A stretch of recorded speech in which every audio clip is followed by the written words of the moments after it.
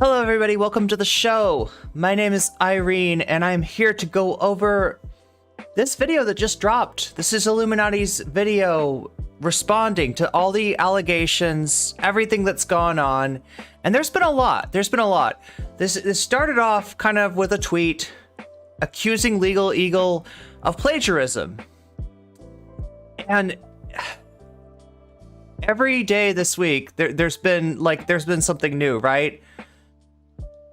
This is kind of a social media dynamic that tends to happen, right? When somebody is the subject of criticism, anybody that might have other criticism for this person feels emboldened to say something, and that's could be in a bad way or a good way, right? You know that we might be seeing a little bit of both of that, right? I'm not sure. I haven't made up my mind. I am kind of watching this for the first time. I don't have a strong opinion. I've seen iIluminauttii's videos. I'm familiar with Blair as a content creator. But, you know, I just don't have a real strong opinion either way. The things that I've seen so far as the allegations go, are pretty shocking. They look pretty bad. I don't know how to explain, you know, first of all, the accusations of plagiarism on Legal Eagle. They don't seem valid at all. First off, right? And secondly, the plagiarism that H Bomber guy is accusing Blair of, that's pretty hard to get out from under. And it just goes downhill from there. Like, you know, there's stories of Blair as a content creator in a previous time on this channel called Sad Milk. There was this channel called Sad Milk, and it was Blair and a whole bunch of people working together on a YouTube channel, and it seems like it was just a miserable experience for many of them, and I'm guessing that maybe for Blair too. I don't know. So I'm coming to this without a real strong opinion either way. As far as I'm trying to be, I'm trying to look at this with an open mind, I guess that's what I'm saying. Confession time, I'm cuddling iIluminaughtii plushies right now, okay. And you don't want to give them up. I've seen those plushies. What's up, Jules? What's up, Sarah? What's up, Taco Cat? Welcome everybody in YouTube chat. Yeah, YouTube chat is popping indeed. You have some strong opinions. A lot of people have strong opinions, right? And, hypocrisy, I think, is the source of a lot of those strong feelings. In that Blair's accusation not only turned out to not be true, not only turned out to look really, really spurious, right? Like, you know, how could you even think that Legal Eagle was ripping you off? But actually, it looks like it's something that iIluminauttii's done. But again, you know, I'm trying to come at this with an open mind. You know, if I see more details, more context. That's kind of what we're looking for.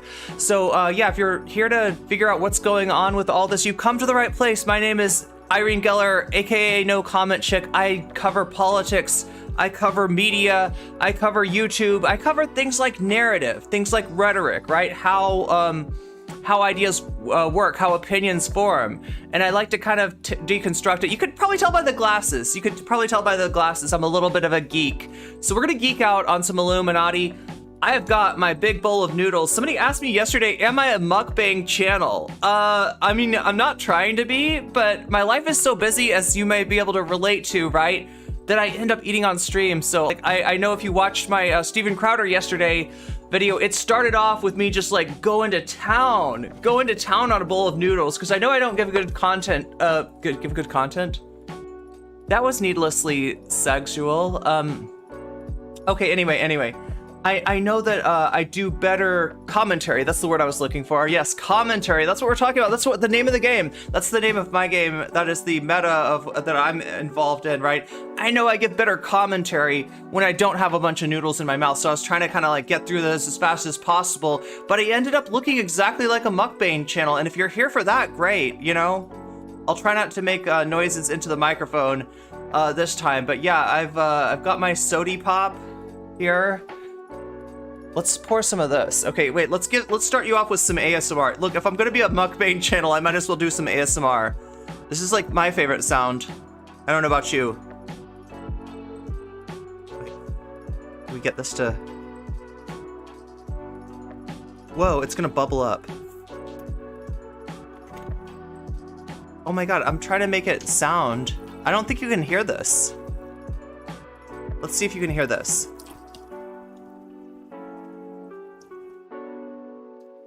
Is that better? Sody Pop, yes, because I'm also one of those flavored water chicks from TikTok. No, just kidding. I just really like Mio, and I really like seltzer, and I don't like paying for expensive seltzer water like Andrew Tate, right?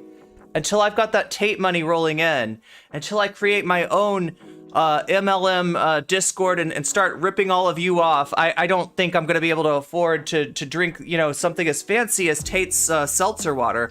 But what do I have here? I have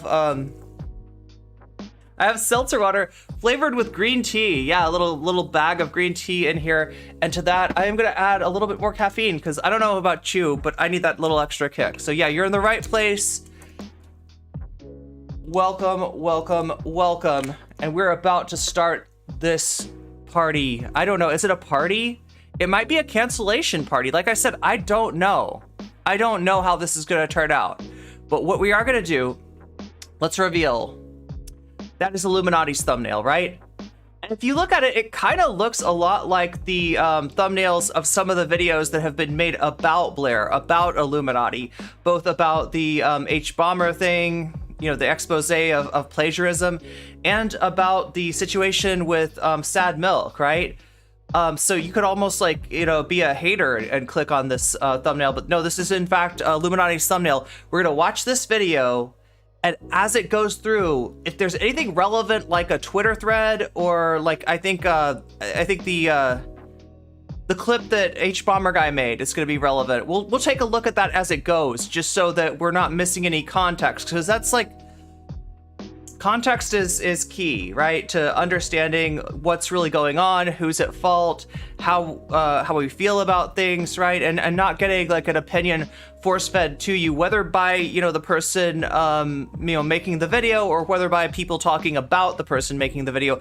I'm going to try to do my best to add context to this, right? So that we can get our best shot at, you know, glimpsing the truth. And, you know, that's truth with a small t, because truth with a capital T is beyond my pay grade. I am not some kind of all-seeing eyeball in the sky. I'm not omnipotent. I am not perfect. I don't think any of us are. I don't think any of us can claim complete objectivity, but we're gonna try to get you as close to the truth as possible. If not, you know, the truth itself, then at least like a roadmap to the truth. Anyway, let's get started. I have edged you for long enough. Hey everyone. Well, there's no really fun or interesting way to start this conversation, so you guys know what you're here for, and I'm just gonna jump into it the way I know how to. So I'm sure, as all of you know, many things have been said about me in the past week and a half-ish, and I'm someone who often doesn't speak my side of things, and that's something that's also been noted. Just for kind of full transparency in this, I'm gonna be working from some of like my notes that I've written to accomplish two main things. The first is mainly to keep me on track with the subject matter and off of tangents. I know I like to go off on tangents and talk about various topics all the time, but this is not that time. Okay, so two things that are relatable about this for me is that I don't like conflict. If it's conflict about an issue, especially an issue that I feel strongly about, I'll jump into it.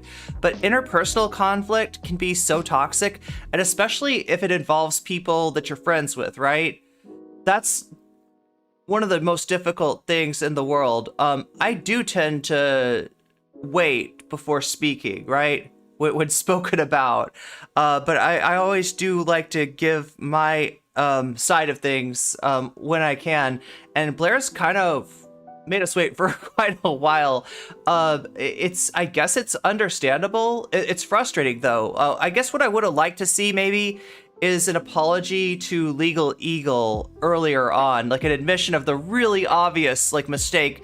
I hope it's a mistake that Blair made, right? And that's kind of put a bad taste in a lot of people's mouth, including mine. And also, I need stuff to keep me on track, so we're gonna try to stay on track here. Get right back to the content. Second reason is really just to keep my emotions in check. A lot of the things that I'm going to talk about in the most of this video, to be totally honest with you, are things kind of from the past. They involve old friends, people that I used to consider close friends and I used to trust and really enjoy spending time with. And kind of reopening a lot of these wounds is really painful. It's really uncomfortable, and it's not something I ever thought I would ever have to speak about, especially not in this kind of way. After a few days of self-reflection and really thinking about what I want to say and how I want to talk about these things, I think now is the right time.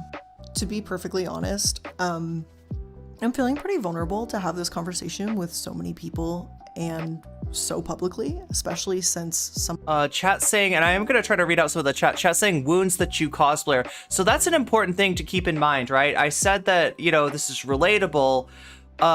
We also don't want to be manipulated by how relatable some of the emotions that Blair is expressing are. And remember that while we're watching this video, Blair's not the only person involved. And there have been a lot of claims of harm, you know, like emotional harm caused by Blair. So again, try to keep an open mind here.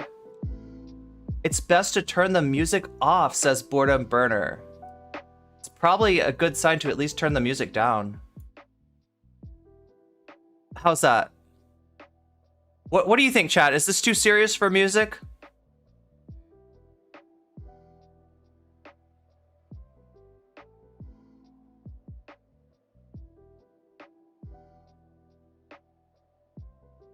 When I was in high school, people were constantly getting failing grades on written assignments because of plagiarism. Teachers took it very seriously back then. It's okay, it's an okay volume. We gotta vote for music off. 1 if you want the music off. Just 1 in chat to make it really easy. A bit is okay.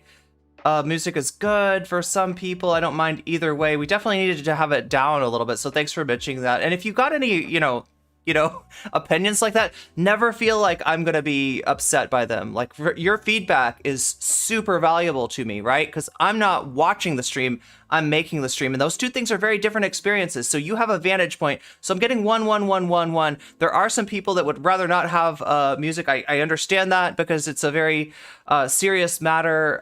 However, it seems like the majority. Wait, 1 is the music off, right? Does everybody understand that? 2? Okay, oh, another thing that I want you to vote on, okay? Because I really want to know this, right? I want to get a sense of everybody's... what is everybody thinking going into this, right?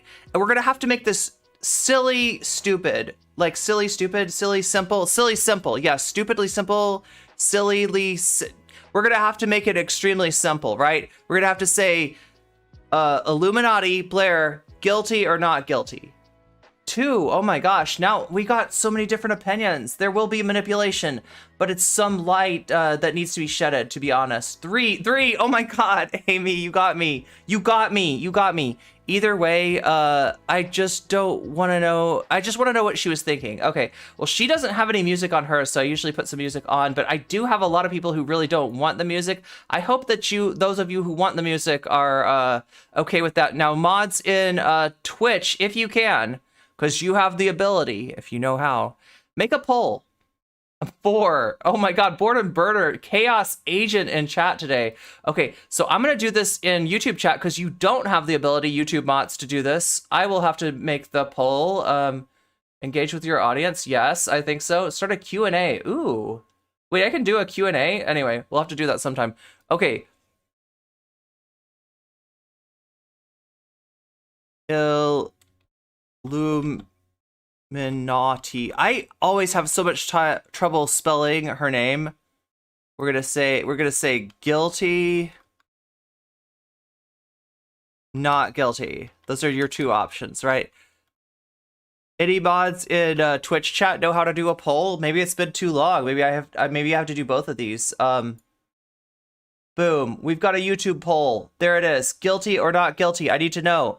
We're gonna do one of these early, and we're gonna do one of these after the video, right? So that we see if anybody's changed their mind. If any, what did Blair persuade you? Maybe Blair negatively persuaded you. Maybe you were pro Blair going in, and you're just not buying what Blair is selling. I want to know.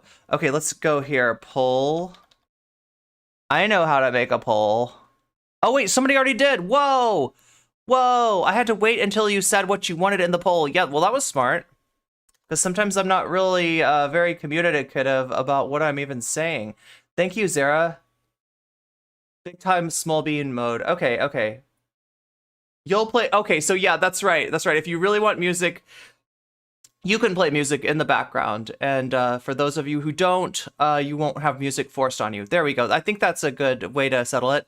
I don't know what happened, so I can't vote. That's fair. Oh God, I should have put a thing for, you know, jury is out. Yeah, that would have been a good. Some of the things that I'm going to talk about today are really personal and things in my private life that should have never become content fodder. So let me try something new today, and I'm going to address these issues.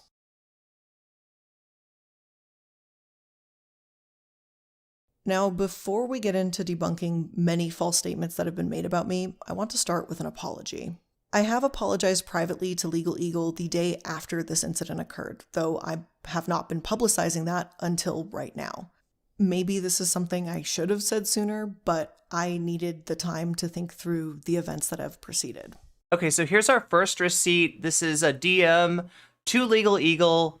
Let's see what Blair says here. I want to reach out and apologize for my tweet yesterday. I was quick to protect my editors when they brought this info to me, and I overreacted. I have deleted the tweets. Legal Eagle says, understood.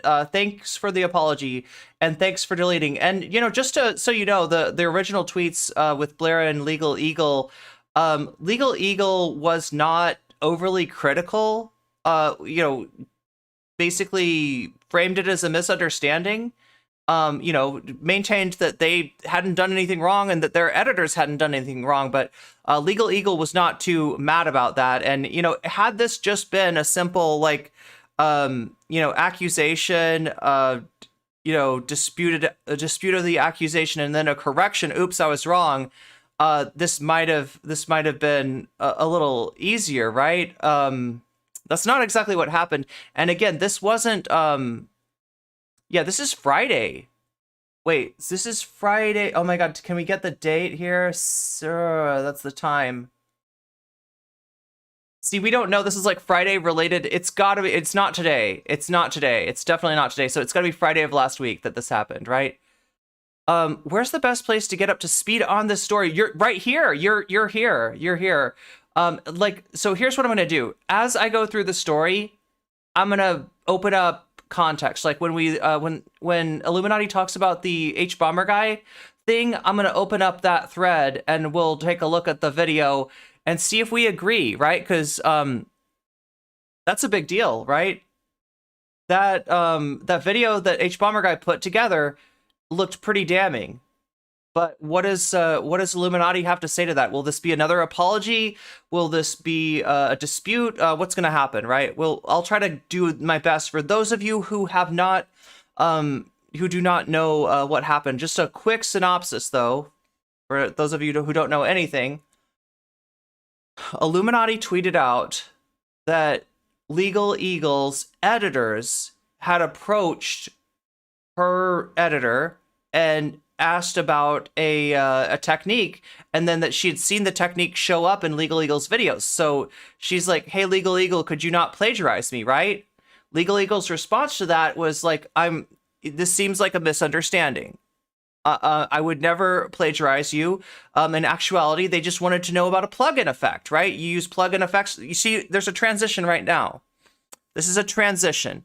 We got one screen, the DMs, and we're fading to another screen, Legal Eagle's Twitter page, right? So the transition that gets you from that to that is a fade. That's a very simple transition, right? There's other transitions that are a little bit more complex, and there's other effects that go over videos that are a little more complex. The effects we're talking about here are like a paper rip effect. So you've seen that in a lot of videos where there's like a paper rip and it reveals something, right? The other one is a highlighter going over text.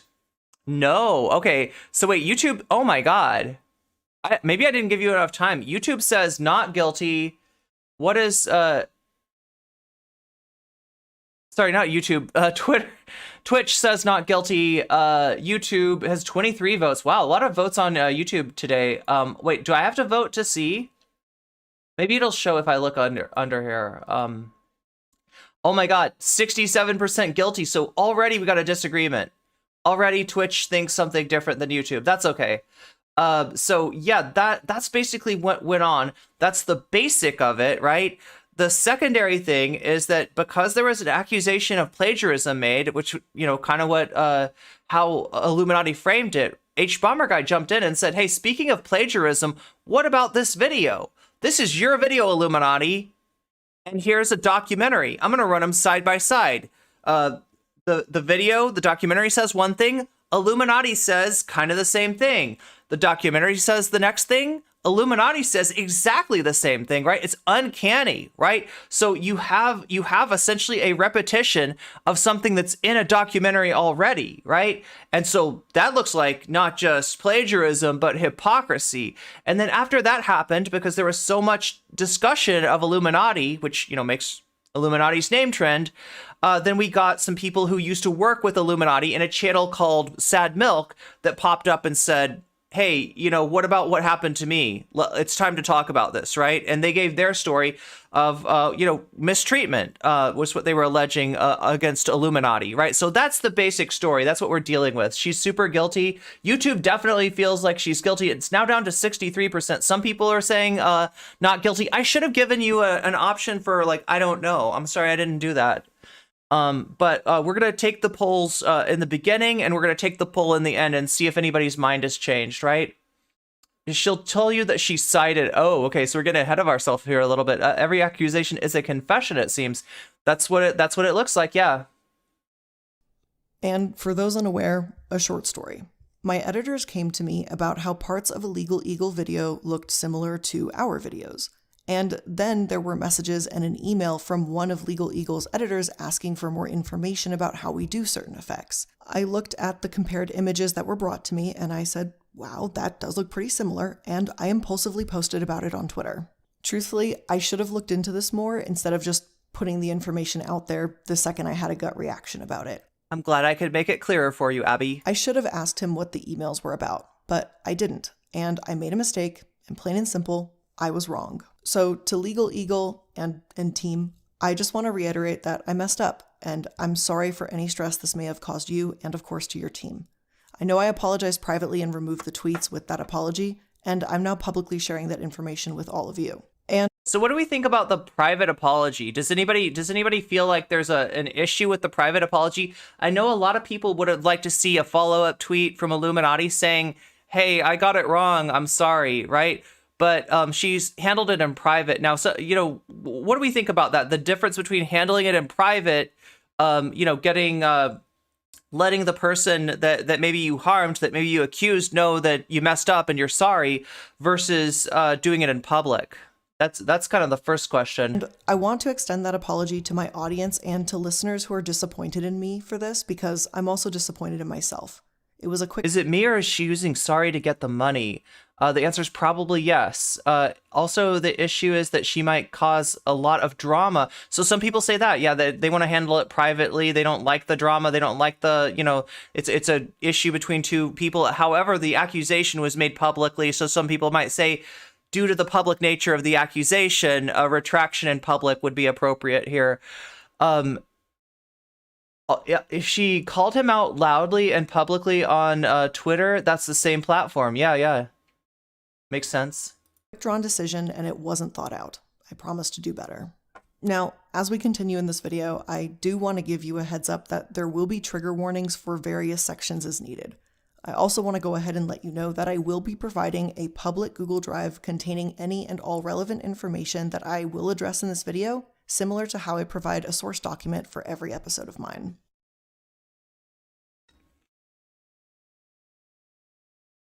Let's start with the first accusation and go from there. After Legal Eagle responded in his tweets, there was another tweet that arose in tandem to this situation. And that tweet was made by another YouTuber called Bomber Guy. And this YouTuber is someone who also creates longer form content. As someone who creates this type of content and researches various topics, the main thing to keep in mind is the source material used. Things like articles, interviews, videos, documentaries, academic essays, and so on and so forth. As video essayists, this is a core concept to both Harris and myself. Before I get into the accusation itself, I want to address the topic of plagiarism. And that word has been tossed around a ton, and it's not something to be taken lightly. And I just want to take a minute to define this word. On screen are definitions for the word plagiarism.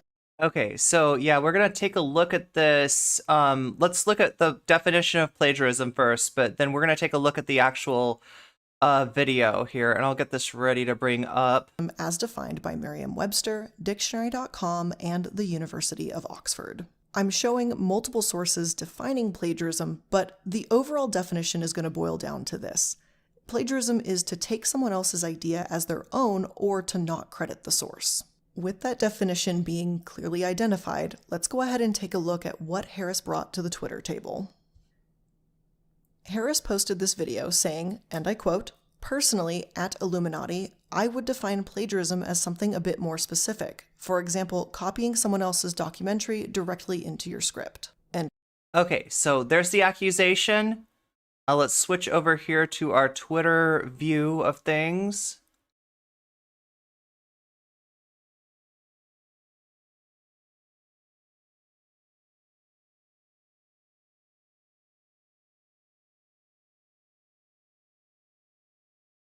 Okay, so this is a video. My understanding is this is a documentary. Debunking Anti-Vax is the name of the documentary.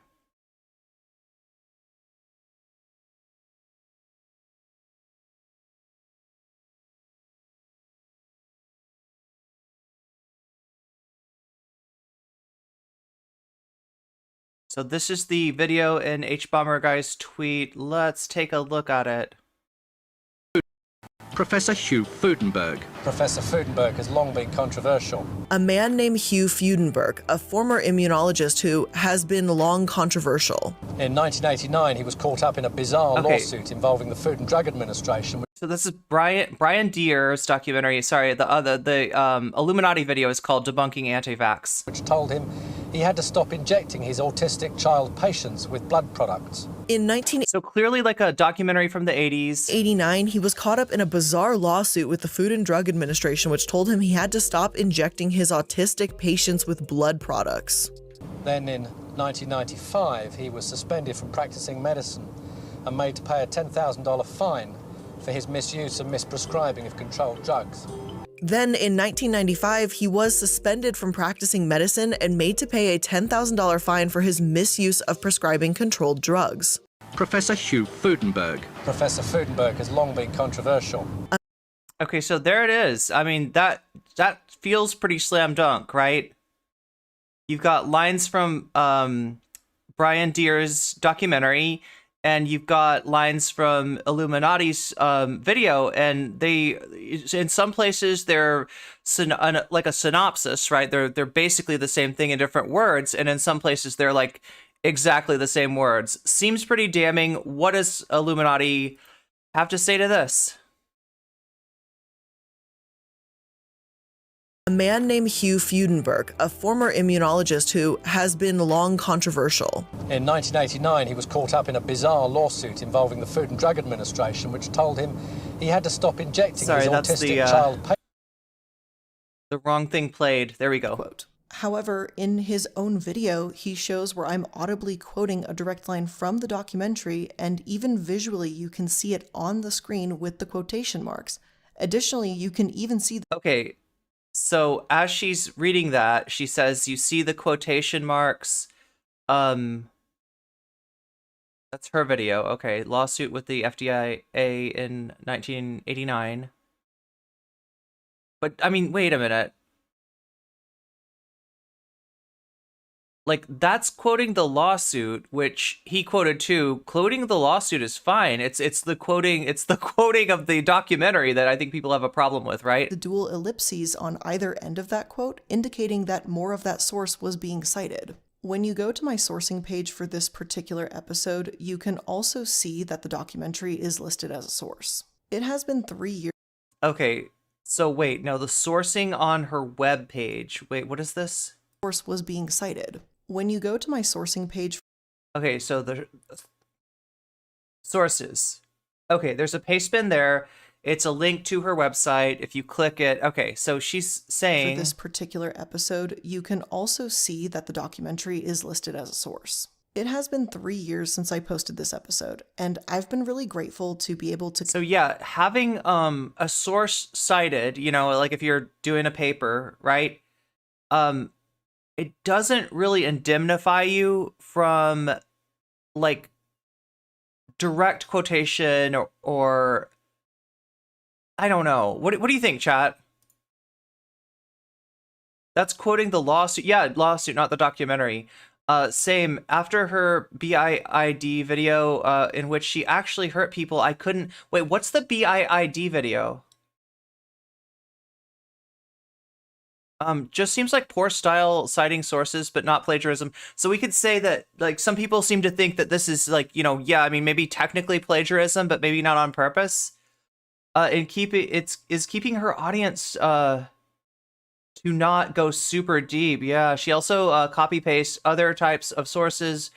She does have lists of her sources, and yet her videos are lazy from a research and analysis standpoint. Yeah, well, okay, like I'm not gonna make, you know, I'm not gonna use the word lazy, but I have noticed one thing about her videos is that they do sometimes seem rushed, right? It does feel like I notice mistakes, and that could cut either way, right? Both in terms of, you know, being sloppy about things like sources, right? That makes sense. But also like that, you know, if it's being sloppy, that's a little bit different than being, you know, intentionally plagiarizing. She still wasn't showing earlier dialogue. This does feel, yeah, early dialogue in her video, the quote on screen. Oh my god, Nikki Bex, thank you for the 3 months of subscribing on Twitch. Yeah, thank you so much. Thank you for covering this. You're always right on. Oh my god, that's so sweet of you. I think she just isn't carefully footnoting everything. Yeah. But this doesn't seem like if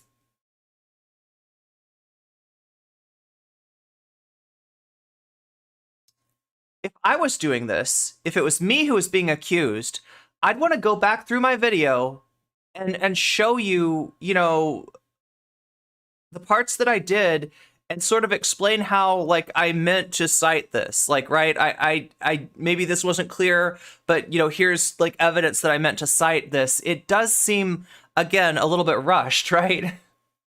I think she meant to do it for drama? Wait, she meant to do the drama? Continually learn and grow with time. Since then, I have learned to be much more overt and obvious with citations, something that may not have been... Do people just not like her for other reasons? This seems like a weird thing to be a big deal. I mean, I think that if people don't... Okay, so there's 2 groups of people who don't like her, right? And, well, no, there's probably more than 2 groups, but 2 main groups, right? She is on the leftist mafia. There are right-wingers. There are commentary channels that do not like her, and they were ready to jump on this, right? And we might watch some of those later to kind of get a sense of that. I think, yeah, like Tom Dark, you know, people like that, right? Turkey Tom is the main channel. But there's also people that are mad about the Legal Eagle thing. Like, she did accuse Legal Eagle of plagiarism, and, you know, for what everybody knew in public up until now, didn't apologize in public. So there's people that are mad, you know, for that reason, and there's people that are mad for that reason. Somebody said something about a BIID video. I'm not sure what that was. Did somebody follow up with that? She also copies and pastes other sources. She does have lists of her sources, yet her videos are lazy from a research and analysis standpoint. Wait, did somebody tell me what BIID was? There's also a video that she did on Johnny Depp, Amber Heard. I'm fun to watch. Oh my god, you're so sweet. Thank you. And if you haven't already, you know, hit that subscribe button. If you want to keep up to date on what I'm doing, if you want to get, you know, notifications, if it's valuable to you, it costs you nothing to subscribe. Also, what would really help me and what would mean a lot to me is if you hit that like button. That is amazing. Even if you don't feel like subscribing today, which I understand, you know, you'll probably see me again if you hit that like button. Then you'll have the option without having the notifications if you're more comfortable with that. Yeah, I don't know about BIID, but I do know that some people were upset with Illuminaughtii over her Johnny Depp Amber Heard video. I'm a BIID person. I believe she's taken it down because she had a lot more backlash. Wait, I feel like I should know what this is. Someone I think someone defends in the comments.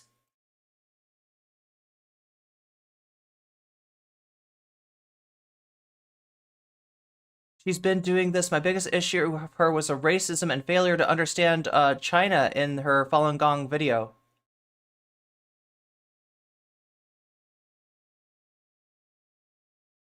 Wait, I think I know what, wait. I'm not keeping up with the comments because I have this poll here. Has everybody on YouTube voted in the poll? The Amber Heard Depp video was very clickbaity. Oh my god, thank you for the subscription. Now there are freaking communist invading radicals. Yeah, there are other people. Okay, so I'm not the only one who's body integrity identity disorder. Okay, so she's taken down the video from what people are saying in chat, but that was another video that people had a problem with. So there are people who have a problem with her, that it's not from the Johnny Depp Amber Heard thing. It's not because they're a commentary, you know, edgelord channel, and it's not because of it, Legal Eagle. There were issues with her. Her PETA videos are awful. Anyway, what is the finger pointing? What finger where are we pointing at? Oh, yeah, it's like this one. It's this finger right here that you're going to point out if you can, right? It helps me out a lot if you like it or if you don't like it. You know, I appreciate the feedback either way. So let me know by hitting like or unlike, depending on how you feel about my content. Basically, it means it makes you feel like one of your body parts doesn't belong on your body, and it makes you, want to remove it. Okay. She did take down the BIID video, and I could only find one video commenting on it. Yeah, so maybe that's an issue, right? That seems to be a pattern, right? Of you know, when there's a mistake made, she takes down the content, but maybe did she make an apology for that? Yeah, thanks for clarifying for us. I just wanted to make sure I wasn't guessing wrong on that. I thought I knew what you were talking about. Unlike, there we go, boredom burner. Perfectly clear to me 3 years ago. I apologize for the oversight of not making. So yeah, chat's telling me that there's a lot to body integrity identity disorder, the discourse around that we probably can't get into today. Welcome, Elemental Sims. Here is my input on Legal Eagle. If Legal Eagle is okay with the apology, it does not matter what I or anyone else thinks. That quote more clear. At the time of recording, it was really obvious to me that it was a citation of the documentary, especially in full context of that section of my video, because anybody else on YouTube want to vote on the guilty not guilty? I'm going to give you like 20 more seconds. That section was wholly dedicated to Brian Deere's work. And for some clarification, I would like to provide both you and Harris with the script that I was working off of. It will be available in the Google Drive. While I believe emphasizing the... Whoa, okay, so this is in the Google Drive. Oh God. So if we scroll down here... Wait. Drive, right there. Okay. Oh, and there's some extra information there too. Wakefield didn't do all this. No, there was a joint.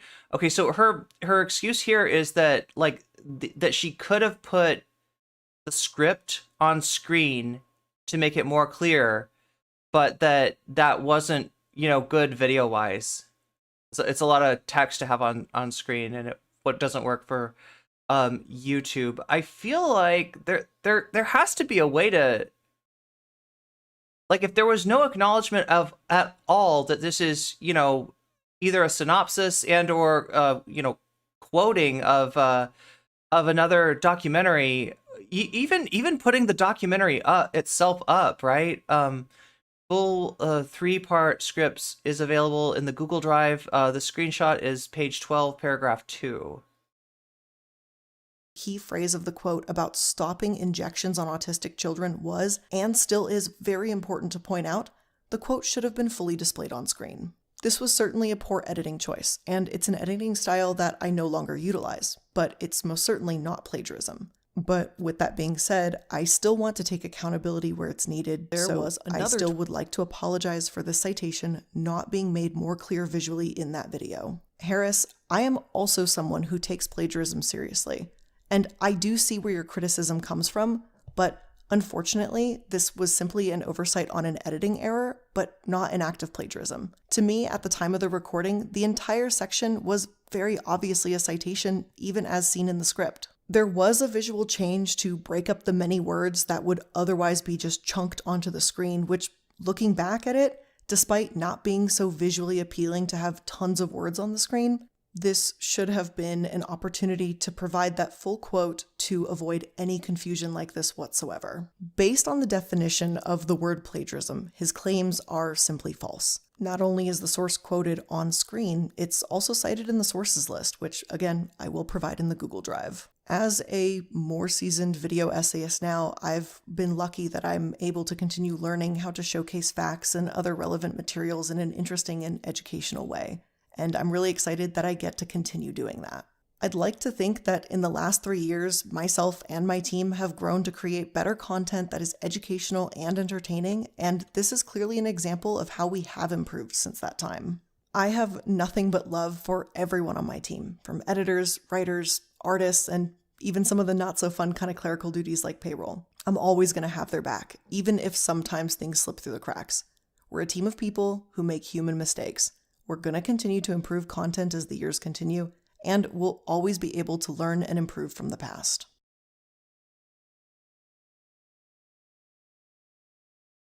Before I address, I'm kind of looking in the Google Drive behind the scene. Okay, so I'm going to end the poll now. If anybody wants to get their last minute vote, this is literally your last chance. Oh my God, the poll has tightened. We now have 52% saying guilty, 48% saying not guilty. Again, apologies for not giving you a third option, because like not everybody is going to be one way or the other on that. But yeah, I'm trying to get into the Google Drive. It's a little bit, I don't usually use these. There's reasons. Google Drive loves to put all of your information on screen, just in case you forgot what your email was or what your name was or, anything like that. It's right there for everyone to see. So I'm going to try to see if I can get that up, but let me end the poll here. So 52%, third option, super guilty, 47% not. How does that, we're missing 1% apparently. She should only tackle situations she actually understands, or else everything will be inaccurate. That is true. It is hard to cover something when you're not completely understanding it. Accidental plagiarism is a huge topic in higher ed. Yeah, and you still get in trouble for that. Yeah, you still lose your grade over that. I'm gonna have to liberate some of these files from the Google Drive if I can. It doesn't require, that's right, it doesn't require intent, like in terms of academic.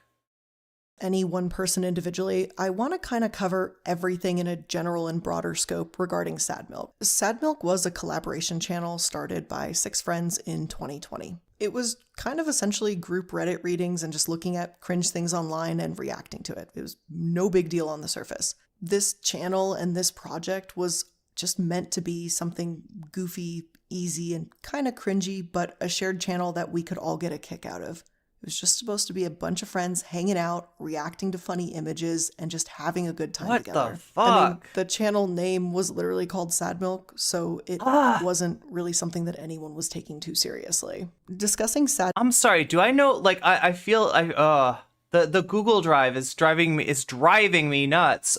Just opening it up is becoming impossible. Milk now and current like I said, I haven't used one in a while. It is always a little bit bittersweet for me. Why? It was a fun project among friends that turned sour. Why can't I just look at the documents? The issues I'm about to address cost me some of my closest friends at that time. When the Sad Milk channel was formed, I initially took the lead and I made the channel, I made the Discord, I got my mods from my server to help run the new Discord.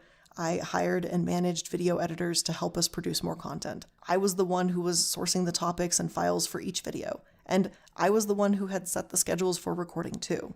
The reality of the situation was this: with creators in different time zones, it was logistically pretty hard to get everyone together at one place in one time. We tried to do it organically. I should be able to use 7-zip to open it. Why is that a thing? Wait, what? I mean, yeah, I mean, okay.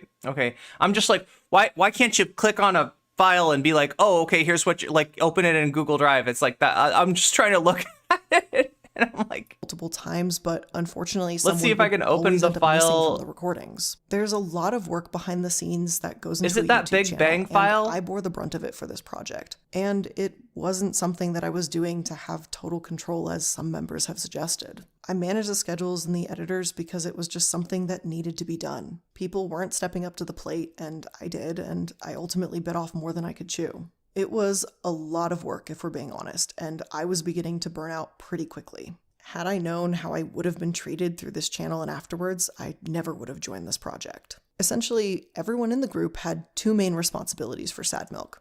The first was that you had to show up to the schedule. Wait, what?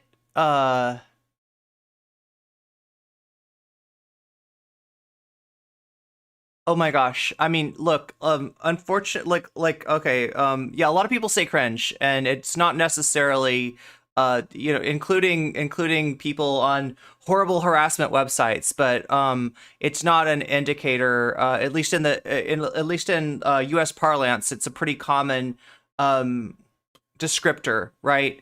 And what iIluminaughtii is saying here is that the channel that she worked on prior, which is Sad Milk, and this is where some of the more disturbing allegations come from. So far we got, you know, false accusations of plagiarism, and maybe, you know, it looks like kind of some real plagiarism, whether it was intentional or not on her part, or at the very least a severe negligence for citing sources. And then this is Sad Milk. This is a channel that she worked on with her friends, and you know, these are the people that popped up on Twitter to say, hey, I was mistreated by iIluminaughtii. Now that everybody's talking about iIluminaughtii, let me tell my story, right? So that's the second part of this, of what's going on. I know, like, the Big Bang, like, right, I'm frustrated by the Google Drive, the way that Google Drive works, and I'm frustrated by not being able to get into it on the fly. That's all. I hope nobody took that personally. My mods, as always, I appreciate everything that you do for me, and don't think that you're ever like responsible for my inability to like do basic things like open up a Google Drive. Some of these seem to be needed, but to not interpret it as her fault. The person is cringe, but Legal Eagle is kind of sus due to being with lobbying firms in DC. Yeah, Legal Eagle, I mean, just so everybody understands, they are on the left. They are not a leftist, you know, and they'll, you know, if you got a video explaining what like Trump's legal troubles are, you know, they might be a good source. You know, if it's something involving like, you know, neoliberalism, I think chat's pointing out, yeah, that they're not going to be great on that. If there's one thing I have learned when it comes to someone losing close people, one or two, that sucks. An entire group, maybe self-selection is greatly needed. You broke your English? I do that all the time. I do that all the time. She's getting into the weeds with details, but none of this really matters. These are sounding more like excuses and explanations. She insisted on doing all the work. She wouldn't let people help and then moaned about doing it, having to do it all herself. She ended up deleting a load of videos off that channel. That is the Sad Milk channel. I'm just gonna go back to the beginning of this and try to concentrate on this. We'll try to see what we can do as far as opening up the Google Drive and see if that offers any greater insight. That being said, I feel like she could have, you know, if this is what she claims, if this is an innocent oversight or whatever, I haven't seen that. Like I wasn't shown that, right? And to just be like it's in the Google Drive when, you know, I don't know. Like, I feel like you'd be able to show, you know, here's where I said this was cited. Sorry, this was not, you know, on the screen, or I don't know. Where does the info come from? Oh, where does she's loading every possible detail she can, even when they aren't relative. That is sus. That is sus, Sarah. You're right. Um, does anybody know about her dark side? Wait, ALR? Depends on the situation. Okay, I'm trying to catch up with chat here. Recording, and the second was you had to pay your portion of the editor's fees as they arise. After the editors were paid, any earnings that were left in the channel were split into 6 equal pieces for each person. Since this was a project among friends, we all initially agreed to just split the earnings 6 ways, even though I was taking on some extra responsibilities. When it was time to pay the editors, I wasn't answered or told that they would just get it to me later. I had to do this at various points with a vast... We're gonna continue to improve content as the years continue, and we'll always be able to learn and improve from the past.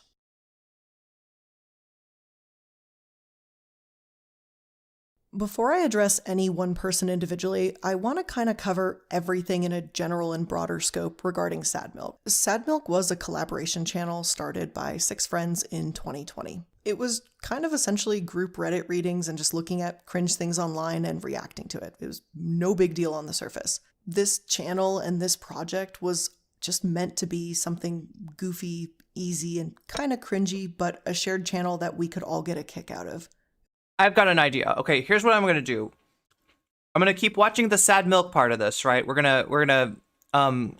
gonna keep reacting to this, but right now I'm gonna give you, that's the Google Drive.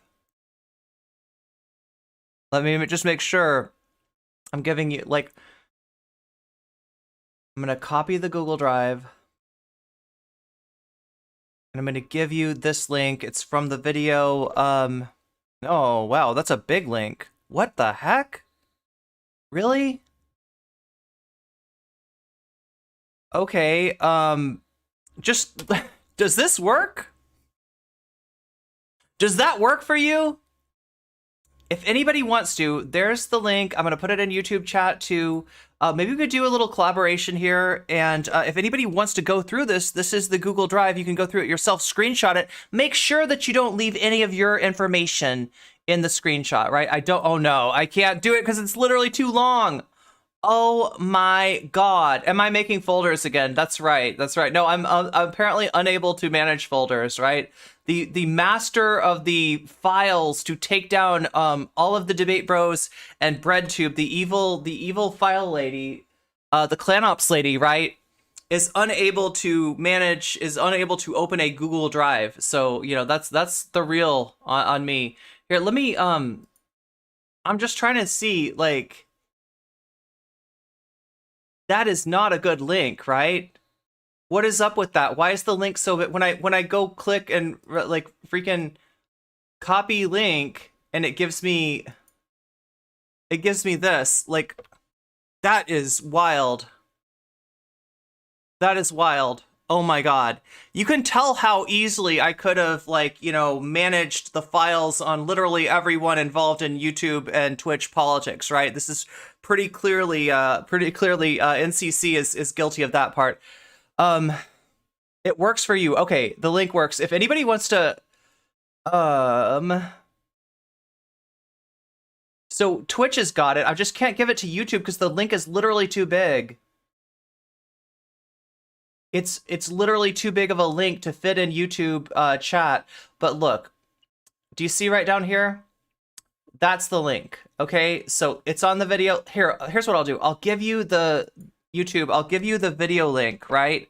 I'll pass that into you. We'll do a little bit of crowdsourcing, right? Here is the video that I'm looking at right now, right? That's the iIluminaughtii video. If you go to this video, if you scroll down and if you hit this drive file, right, that's the link. If anybody wants to look through it while I'm reacting to this, and if you find any, like, smoking gun or other important details, screenshot them. Again, make sure you don't, that you're not screenshotting any of your information, because I'm not trying to share anyone else's information, believe it or not, on my stream. So we'll continue with the sad milk. It was just supposed to be a bunch of friends hanging out, reacting to funny images, and just having a good time together. I mean, the channel name was literally called Sad Milk, so it wasn't really something that anyone was taking too seriously. Discussing Sad Milk now in current day is always a little bit bittersweet for me. It was a fun project among friends that turned sour. The issues I'm about to address. Oh my God! Turns out, well, you get ready for lots of milk jokes in this segment. So yeah, I gave you both. You found a Minecraft meme in the dossier. Yeah, we got a dossier here to go through. Cost me some of my closest friends at that time. When the Sad Milk channel was formed, I initially took the lead and I made the channel, I made the Discord, I got my mods from my server to help run the new Discord. And how are you going to get me that? Okay, so here's how you're going to get me that, because links don't work in chat. You're going to get me that by joining the Discord. Let me grab that link for you. God, I'm giving you all kinds of links here. Invite...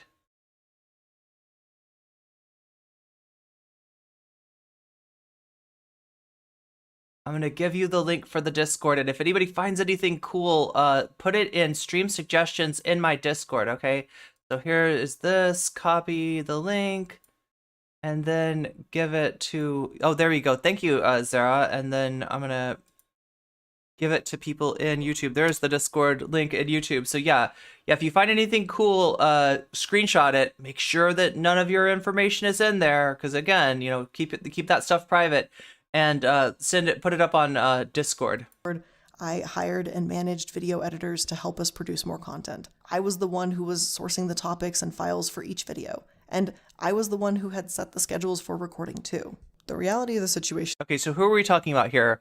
Oz Media, iIluminaughtii, The Click, One Topic, Salty, and Wonderstruck.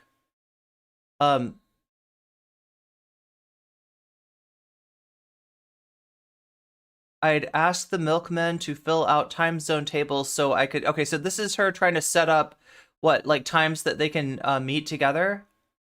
Oh, everybody's availability to make the recording schedule. But I would get the chart filled out like this, and it would make it hard to schedule anything. Oh my gosh. Okay, so people had very different ways of filling out the... their time zones, and then... The Click didn't put anything. Some people just put yes for the whole day. Yeah. Was this. With creators in different time zones, it was logistically pretty hard to get everyone together at one place. Is this the group she worked for before? Yeah, so this is her channel previously, right? It was a collaborative channel. She said that she was kind of the administrative point person in the group. And that it was not a super serious project, but more, I guess, a passion project.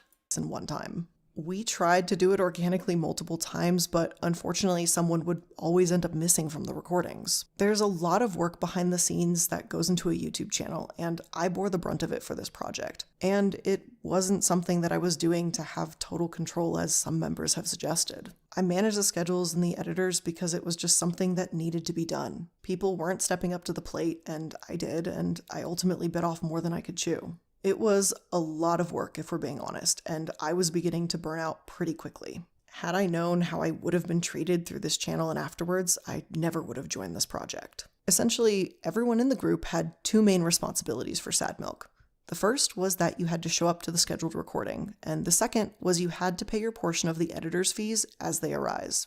After the editors were paid, any earnings that were left in the channel were split into 6 equal pieces for each person. Since this was a project among friends, we all initially agreed to just split the earnings 6 ways, even though I was taking on some extra responsibilities. When it was time to pay the editors, I wasn't answered or told that they would just get it to me later. I had to do this at various points with a vast majority of the members of the group. They would eventually get around to reimbursing me only after I expressed in group meetings how I was upset that I have to do everything, and I also got stuck footing the bill too. Okay, so yeah, we got Discord DMs with The Click.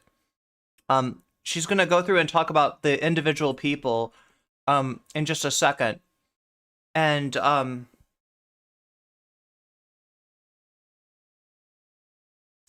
this isn't really okay. Like, you'd have to pause the video, switch it to 1080, and like I mean, I guess if you blow it up, like, you could probably see it. So it's not like she's not exactly hiding anything, but this isn't exactly meant to be like, you know, she's not like going through this either. What quickly transpired was that members either couldn't or wouldn't reimburse me for the editors. To add extra clarification, Wonder couldn't pay the editor fee, so he started editing for Sad Milk to not pay his fees and to also get more money. There's going to be more on that later, right? If we need to pay $60 each for an editor's work, Wonder also did an edit. Let's say at 300, then Wonder would be paid. Okay, so Wonder could not contribute to this, and then was hired as an editor themselves. For clarity's sake, I do want to disclose that we as a group later revised our agreement after paying all editors and creative The screenshots are also in the Google Drive, yeah. freelancers that 5% of remaining earnings would go directly to me for the administrative work that I was doing. After that, the remaining earnings would then be split amongst the group evenly. Ultimately, the channel made very little, and it actually cost a lot more than we earned a majority of the time. Something the Click brought up in his Twitter thread was that I was angry and yelled in a meeting, but what he didn't share was the context of that meeting, as I've previously said for the editors. For clarity's sake, I do want to disclose that we as a group later revised our agreement after paying all editors and creative freelancers that 5% of remaining earnings would go directly to me for the administrative work that I was doing. After that, the remaining earnings would then be split amongst the group evenly. Ultimately, the channel made very little, and it actually cost a lot more than we earned a majority of the time. Something the Click brought up in Okay, lashing out at friends and fans, paranoia, and general poor anger management, to name a few. Eventually, I believe pretty much the whole group left her. The last meeting I ever had with her, she spent half an hour, I think hard to know, screaming at me for an array of random things, calling me a bad friend, lazy, a bunch of random accusations that didn't really have anything to do with me. Says his Twitter thread. This is the Click. Was that I was angry and yelled in a meeting, but what he didn't share was the context of that meeting. As I've previously stated, the scheduling and money issues had been an ongoing problem. In the meeting that he vaguely references on Twitter, this is what actually happened. I had become more and more frustrated about how I was doing all of the work, I was doing all of the maintenance, and then I was also having to financially foot the bill to the project. As I said, it was burning me out pretty quickly, and I was thinking about leaving the group. Ozmedia suggested that he try to run the meeting and I not attend, and I agreed. But One Topic and Click were very insistent that I be there, even though I said I was not ready to talk and I needed more time. So when I entered the call, I tried to let everyone know that I was uncomfortable with having this conversation and I was not ready to have it. Again, Okay, so she's talking about a Twitter thread from Not the Click. I've got the Twitter thread. Let's take a look. Like I said, I'm going to try to do my best to add context where I can. Okay. Switch over to our Twitter view once again. Boom. Boom. Yes, that one.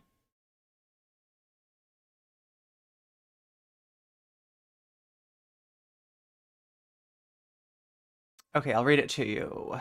Here we go. Hey, peeps. I've seen the recent drama regarding iIluminaughtii and would like to clarify I am not affiliated with her and haven't been in over 2 years. I left her and her collaboration group, Sad Milk, due to similar behavior as seen in the recent events. Okay, so I guess this isn't the first one to get posted then. Lashing out at friends and fans, paranoia, generally poor anger management, to name a few. Eventually, I believe pretty much the whole group left her. The last meeting I ever had with her, she spent half an hour, I think hard to know, screaming at me for an array of random things, calling me a bad friend, lazy, bunch of random accusations that didn't really have anything to do with me. There is no way you can have the resume you claim and be this effing stupid and so on. No one ever raised their voice back to her. I left along with several other members, half the group at the time. She spent the next few months spreading. Oh my God! Thank you for the follow. Freaking communist invading radicals. Thank you for the follow, Springlocked Foxy. I love the the FNAF reference there. Although I haven't played that game yet. Chat, I should play some jump scare. I've never played FNAF. I've seen Markiplier play it, never played it myself. Full disclosure, right? Okay, so she would turn on friends. She would turn friends against you, sorry, or specifically team up with people she knew didn't like you, so she had allies against you, rallying mainly banned problematic community members, known to be liars and conflict seekers. When people started questioning that maybe she was the reason everyone left, there was a very convenient up-digging of 11 to 14-year-old videos of me, of the clique, okay? Stuff, so that's really old, 11 to 14 years old, right? Stuff that I made when I started my channel in 2009. Oh my God, that's a long time ago. When I was a teenager. And as you can probably guess, some of the jokes from that time aged like milk. Ah, sad milk. So many milk jokes, right? I publicly owned up to my past mistakes and apologized, doing my best to be transparent and honest about the past. She would still harp on it, ignoring the fact that it had already been addressed, trying to direct as much attention to it as possible, publicly stating it was a bad analogy, along with vague posting about it in comments in the collaboration channel. Maybe it was an attempt to get people to assume I had been kicked out for poor behavior, rather than leaving because of her own behavior. She, assuming it was her, as she had channel access, also liked to pull what I like to pull. Okay, so stuff resurfaced, but the clique is not sure that it's Blair that did it, but is assuming because she had channel access and had maybe motive. All right. So, I mean, this isn't anything ironclad. This is the clique's characterization of the situation. Also like to pull what I can only describe as very petty acts of revenge. For example, some people left comments on the collaboration channel saying, good that clique left. They obviously got ratioed hard, as people were there for the creators. She would manually go in and delete the ratioing comments, but leave the original hate comments. So what are we're talking about a collaboration channel. I'm guessing this has got to be YouTube. Like, I'm a little confused, right? Are they talking about YouTube? Are they? I guess it could be a Discord channel. I'm not sure what the channel was. Do they say? The collaboration channel. That's something that we're kind of missing. Maybe we'll get more on that, right? But yeah, I don't know how you ratio. I mean, ratio meaning that they said good, click left, and then a bunch of people were like, you suck, I disagree, hard disagree, click is great, right? That's, I guess, what click means there. She tried to get control of my Discord when it surpassed hers in size by tossing around accusations at staff and trying to get rid of my team and replacing it with hers. Given the ultimatum to fire my entire senior team or be publicly fired from Sad Milk myself, I was still on YouTube. I was still a YouTube freshie at the time. She was quite intimidating, claiming connections, clout, reputation, and powerful friends. So everyone stayed mostly silent and had to constantly look over our shoulders for the next year. None of us even mentioning the whole thing. We were even worried about talking in our own Discords, as it became apparent she had spies within our moderation ranks. We were just hoping that we wouldn't have our reputations completely destroyed for simply walking away. This is just a brief summary of events. It's sad to see that she hasn't changed. So I'm kind of going to scan here and see if I can find... Whoa, is that like a chat AI or something? Sometimes on things like this, you'd expect to find the other threads that got made either in the comments, like, right? So he alludes to other threads, and I know there are other threads from other members of Spilled Milk calling out iIluminaughtii. You'd expect to see those listed here in the comments would be the first place. It's a pretty long thread. I'm not seeing any. What I'm looking for is somebody like linking one topic at a time.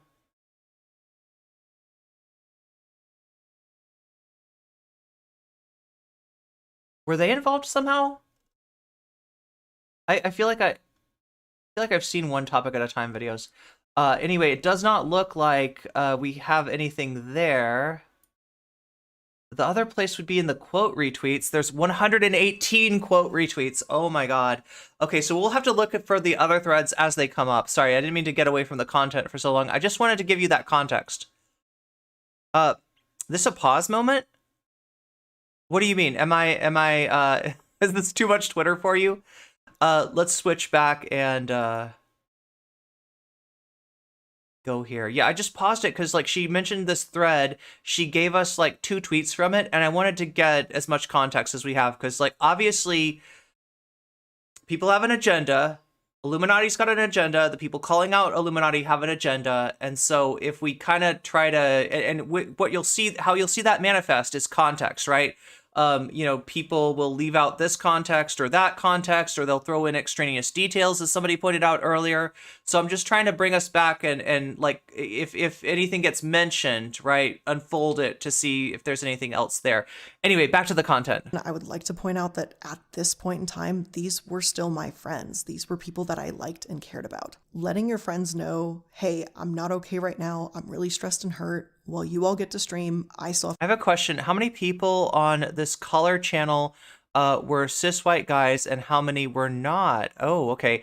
Good question. It seems like maybe most of them. Oh, the collab channel? Yeah. I'm sorry if this is a bit of a spoiler. I was disappointed that Blair did not address the seemingly many tweets that that accused her of her content of being laden with factual errors. Oh, yeah. I don't think that's in here, right? I think you're not the only one to say that, right? So does she learn something? I mean, based on her comments, I don't know, sus in my opinion. And if the allegations were actually true, I think she learned enough. Oh, that's what commenting on another comment. To pick up the pieces to keep this channel going is a really difficult conversation to have. Before the meeting started, I was told that if I didn't show up, that they would not have the conversation with me and everything would just stagnate. So I tried to put the channel and my friends' needs above my own. Reluctantly, I joined the conversation, and as I was speaking, one topic talked over me, and out of frustration of this happening yet again, I raised my voice and said, "Can you shut up and let me talk for once?" And he left the call, and that's the last time I ever spoke with him. Looking back at it now, I should not have spoken to my friend like that. I felt that I wasn't given time to process and think things through, and in process of, emotion vomit came out. One topic, I would like to apologize for that, this time publicly. Clearly, this was a situation that affected all of us very deeply and personally, and this was an exciting idea, but one that never really took off the way I think we thought it could. To all of the members of Sad Milk, I just want to say that I'm very sorry that I caused you stress throughout this project. Okay, wait, so this is one topic at a time. I'm trying to understand. I wasn't given time to process and think things through. I tried to put the channel and my friends' needs above my own. Reluctantly, I get to stream. I still have to pick up the pieces to keep this channel going. Is a really difficult conversation to have. Before the meeting started, I was told that if I didn't show up, that they would not have... Okay, so this is a meeting. At first, Illuminati was not going to show up. This is where the allegations of Illuminati screaming at people came from. The conversation with me, and everything would just stagnate. So I tried to put the channel and my friends' needs above. So at first, because it didn't, maybe there was too much, there was just too much tension. Illuminati was not going to show up for the meeting, but then that changed, and she did. My own. Reluctantly, I joined the conversation, and as I was speaking, one topic talked over me, and out of frustration of this happening yet again, I raised my voice and said, "Can you shut up and let me talk for once?" And he left the call, and that's the last time I ever spoke with him. Looking back at it now, So that's one topic at a I time. should not have spoken to my friend like that. I felt that I wasn't given time to process and think things through, and in process of, emotion vomit came out. One topic, I would like to apologize for that, this time publicly. Clearly, this was a situation that affected all of us very deeply and personally, and this was an exciting idea, but one that never really took off the way I think we thought it could. To all of the members of Sad Milk, I just want to say that I'm very sorry that I caused you stress throughout this project.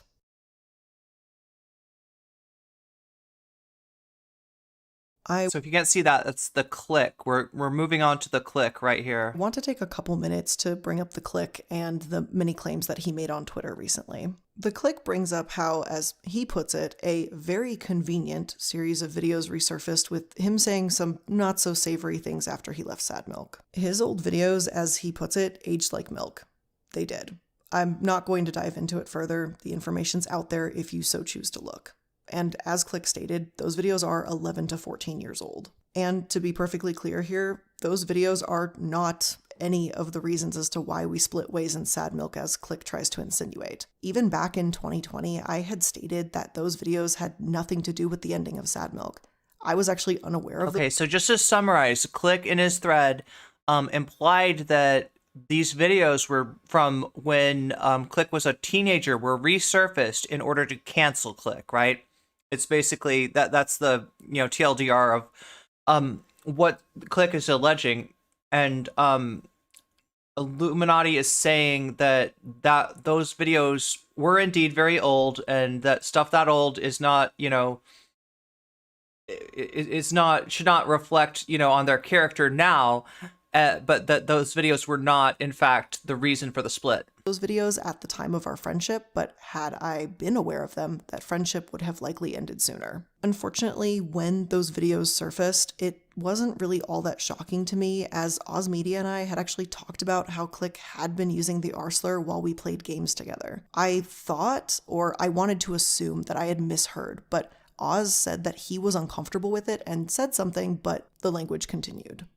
Click, you are right. Those videos in question are old, and at this point, they're kind of irrelevant. People can learn and people can change. That being said, at the time in 2020, Click was still using horrifying language and slurs that have long been deemed unacceptable. Okay, so iIluminaughtii is saying that basically the offense, the reason for like the problem that she has isn't the old videos, but it's rather the fact that some of that edginess, some of the ableism, it sounds like, is what she's mentioned, like the R slur, was still going on in 2020. I'd now like to address the Click's claims that I had any involvement in trying to gain control of his Discord server by, as he says, I'm reading YouTube chat here. Reminder, the Click is Scandinavian. The slur that was used was something a lot of teenagers even today have used. That screenshot there was from after the group split up. Yeah, I mean, like, this is a,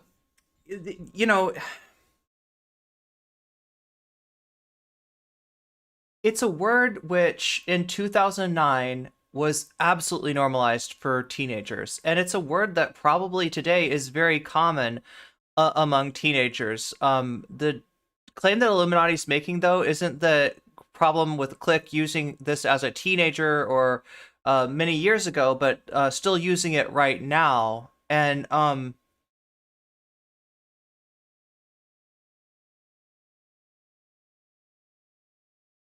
the Scandinavian connection, that's an interesting one, because like my understanding is this: in the United States, people use the R slur, right? A lot, and it's mostly like younger, and like a lot of people grow out of it and don't say that slur anymore. Obviously, it's like literally using ableism as a pejorative. Obviously, there is a very real problem with it, and it kind of ensconching ableism in the language like that makes society inaccessible, for people, for so many people, because there's so many people that term is used against, like, used to gatekeep, right? So So if you're in a game with somebody that's like, you know, an adult and they're using the R slur, I don't know, I wouldn't be super comfortable with it, right? My understanding, though, is that it's not universally used. Like, for instance, in the UK, it's really uncommon. Like, you might hear it from kids that are, like, online a lot in the UK, right? But it's not something that adults use at all. That's why when you've got content creators like Chud Logic, which that's, like, his favorite word, right? It's cringe, frankly. It's cringe for an adult man like Chud Logic to just have that be his go-to insult. Like, I don't know if he's trying to play to his audience or, you know, what exactly the deal is with that, but it's cringe, and it's also I mean, I don't know, it's it's effed up. I don't know what to say, right? But again, we're dealing with like a little bit of, you know, he said, she said here. I think it's entirely irrelevant to the accusations. I think we're letting her throw us off track here. I'm Scandinavian myself, so I'm very familiar with it. Okay, so Anne Mine says that in Scandinavia, this is like Click does not use that now. He's very respectful. I mean, like, you know, we could all people can always learn something. People can always improve, but I mean, it does make sense. I'm not trying to judge the whole situation based on somebody's use of the R slur, but I do like understand how a lot of people are uncomfortable with that, right? R slur is used on me not to gatekeep, but to dismiss it. Well, I mean, that's, you know, that's a pretty harsh, that is gatekeeping in a really harsh way, right? To dismiss and dehumanize a person. I think maybe I was soft walking you know, the effect of language like that. A friend out here in Poland did not know that, oh, I don't know what that word is ableist. So she learned the mistake, from what I gather. Okay, so there's also like cultural like misunderstandings that are possible. She does better now. She's a rather young adult. She is throwing us off track though. Okay, that makes sense. Okay, yeah, so maybe it's because I'm 35 plus and grew up with a linear narrative of progress that I've always found the R slur alarming. Yeah, that's kind of what's alarming to it, to me too. Like I feel like a few years ago,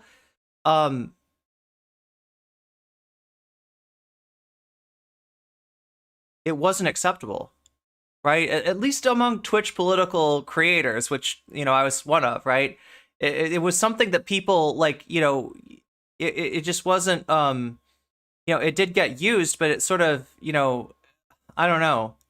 It was a red flag, right? And now there's a lot of very popular content creators that just use it like offhand, right? That either they never stopped or they did stop. Like Xander Hall is a great example. Xander Hall actually, for a short period of time, did not use the R slur, right? And I don't know if it was because everybody else was using it again. He started back, so I don't know. Let's think of all the reasons a white guy can't be held responsible for what he says. Yeah, there's a lot of throwing off track. Okay, well, let's get back on track. Accusations at staff, because unfortunately there were some truly sinister things occurring in the Click's Discord that were brought to my attention. For this next section, I would like to provide a trigger warning. There will be mentions of explicit sexual language, mentions of pedophilia, graphic imagery, and inappropriate behavior around minors. Before I go any further into this, I want to mention that there's going to be resources in my description box regarding what I'm about to discuss now. I do think it's relevant to bring up that in 2019, the Click's channel was terminated by YouTube for sexual content. At the time, a few YouTubers, including myself and Oz Media, band together to help reinstate Click's channel. Oz spoke to his MCN representative, and I spoke with YouTube directly. This is something that I now look back on with so much regret. Had I known at the time what was going on behind the scenes, I never would have participated in helping Click with his channel. Allow me to explain the situation a little bit. The Click and I had shared Discord moderators around the time of Sad Milk being created. Wait, sorry, let's just go back really quick here and read the tweets. This is one topic here. What really solidified commitment amongst us was the when Click's channel was deleted by YouTube on Christmas, nonetheless. The group was in a call when we saw we called Click while he was asleep to make sure he could jump on it fast. We all reached out to YouTube and made tweets. It took weeks for YouTube over the holidays to even give him a real review or response. And this was just when he'd gone full time. It was high stress, but we were all there to support him. I even bugged him into us starting up a podcast to help distract him. Finally, they reviewed the issue, properly responded, and he got his channel back. After going through that together, we all felt that we felt we had each other's best interests at heart. We were friends and we trusted one another implicitly. I spoke with YouTube directly. This is something that I now look back on with so much regret. Had I known at the time what was going on behind the scenes, I never would have participated in helping Click with his channel. Allow me to explain the situation a little bit. The Click and I had shared Discord moderators around the time of Sad Milk being created. Due to the Click's inaction, our shared moderators had brought a situation in his server to my attention. A situation involving pedophilia. In Click's Discord, there was a 19-year-old bragging about a 12-year-old. Sorry, Chad, Chad Alpha, I just saw your comment and it made me laugh. And right after, like, she mentions something way serious that I'm like, yeah, I'm not laughing at that. That's not, that allegation is not funny. That he was claiming to be involved with. A moderator reached out to get more information on this situation. This 19-year-old then reiterates, and I am directly quoting this here, "I talked with my therapist about it, even too, and he told me as long as I don't touch her, it's okay." Click and his team did not pursue any immediate action to ban, restrict, or report this individual.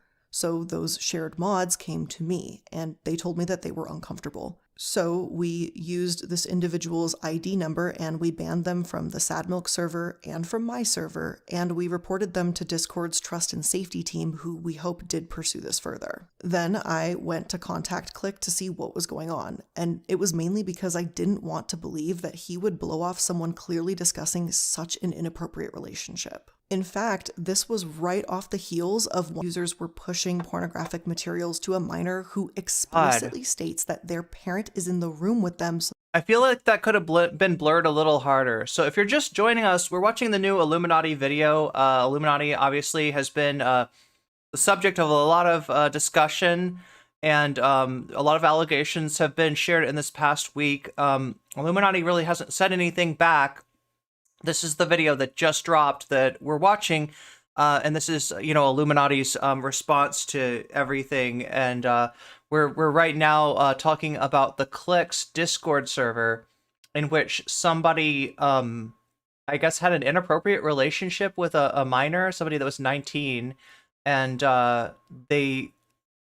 Click was not proactive in you know, banning them, right? So iIluminaughtii and some of the Sad Milk Discord mods banned this person from their Discords, respectively, and then contacted Discord's like safety, you know, staff to get them to follow up with it.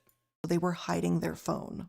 I would like to point out that a common tactic for abusers who are attempting to groom children is that they expose them to pornography and other sexual content in an attempt to desensitize the child. I feel like this became a Click exposed video wrapped in an apology for her own wrongdoing. This is not the time for this, and that makes me very uncomfortable. I'll provide Rain's page on grooming for further information. And if you're a child currently in a similar situation, I urge you to speak to a trusted adult or authorities. And again, resources will be provided below. Having to relook at these messages again still makes my stomach turn, even 3 years later. When Click didn't initially take action, I switched tactics with him and I called... I apologize for what, like I said, that blur was not sufficient. And I don't know how somebody that is as seasoned of a YouTuber as iIluminaughtii, you know, you got to turn up the Gaussian blur, right?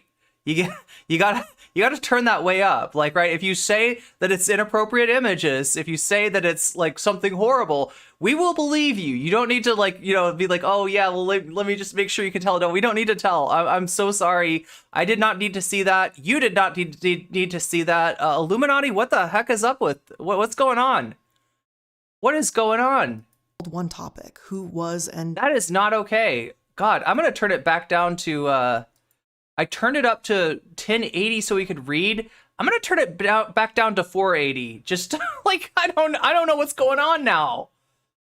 What the hell? Yeah, that was that was not a good blur. it still is, to my understanding, one of the click's Not closest cool. friends on social media. I got into a call The blur was dialed down so that she could show you exactly what it was, while still claiming plausible deniability. Yeah, I just like I didn't need that. I did not need that. I did not need that.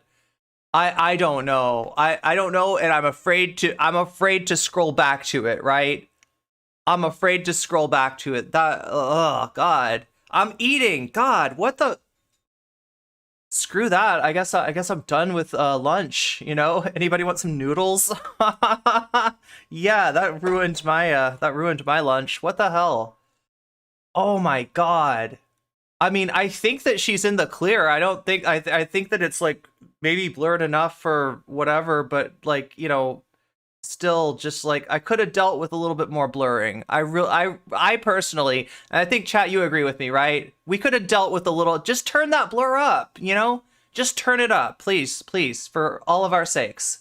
with both of them, and I shared these files with them. God. And one topic opened the files. He was horrified, and he said, and I quote, "I've read one and I don't want access to those screenshots." It was after this conversation that Click I'm gonna go back in my video after this is done, and I'm gonna turn on the blur. I'm gonna blur like that part of the video. Like Jesus, that's took action and reported and removed that individual from his server. I really wouldn't lightly make accusations like this unless I had seen them for myself. And let me be abundantly clear here. I am not trying to accuse the Click of pedophilia, nor do I have any reason to believe that he could be a pedophile. However, yeah. So important to note, this isn't about the Click. This was somebody in the Click server that that the Click failed to ban. Right. That's the issue with the Click, is failure to ban this person. That and then wait. Oh my God, I don't want to go back, but I think the person had the inappropriate relationship. The 19-year-old had an inappropriate relationship with somebody underage, right? And then the person posting those pictures was like a mod, right? So it's not on Click himself, but it's on the way that Click ran his Discord, right?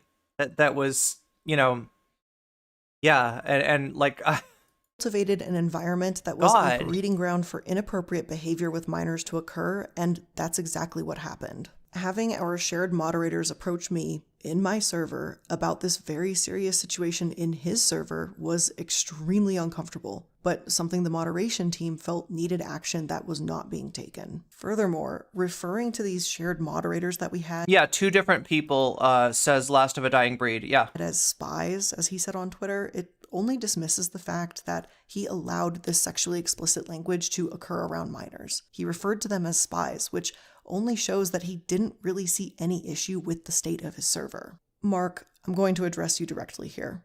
On your Discord server that had, and likely still has, minors present, you as an adult need to do the right thing and actually pay attention to what goes down in your server, or ensure a team will take action against inappropriate behavior. I am sorry to those minors who were spoken This video should have been titled, I'm sorry that I have to expose everyone but me. to in such an inappropriate way. You were, and some of you likely are, still children. Adults should not be having sexually charged conversations with you or sharing sexually explicit photos with you. This is and always has been unacceptable. I will be providing links in the description box for a few resources for anyone who has been negatively impacted by these events. I did what I could, but I wish I could have done more, and I wish that the Click had more accountability of his own server. I also hope that since my falling out with Click, that he has learned from his past errors. So I'm trying to understand why this is in here. Like, some people are saying that like this is like a different subject and it's kind of they don't like that it's like an apology, like it's this, you know, stuff kind of wrapped in an apology to Legal Eagle and whatever else, right? Is what she's saying that, like,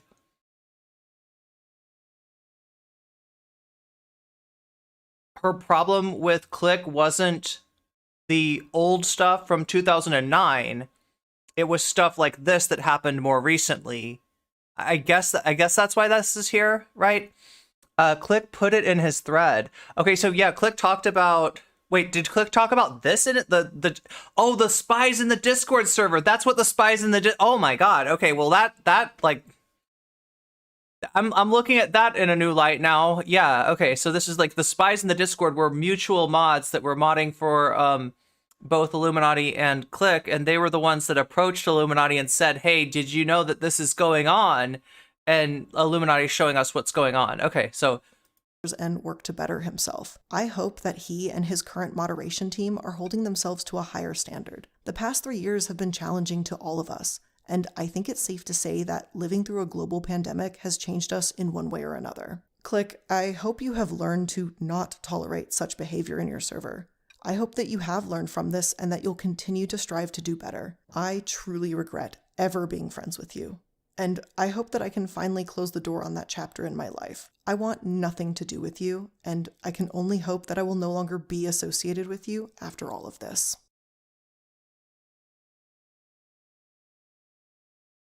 When it comes to discussing Wonderstruck, his actions are some of the most confusing I've had to deal with. I'm going to address his concerns, though a lot of it is fairly tricky since he hinges his accusations on anecdotal commentary. In responding to his baseless claims, I will provide evidence as necessary. Yeah, good point. We haven't lived through a pandemic. It's still ongoing. People are still getting sick, so good point. As well as point out when things I mention are anecdotal, so I completely understand if you choose to dismiss my anecdotal commentary as it arises. His thread on Twitter makes many claims about who I am as a person and how I've treated him. I hope to come at this with a level head and a very thorough explanation of events.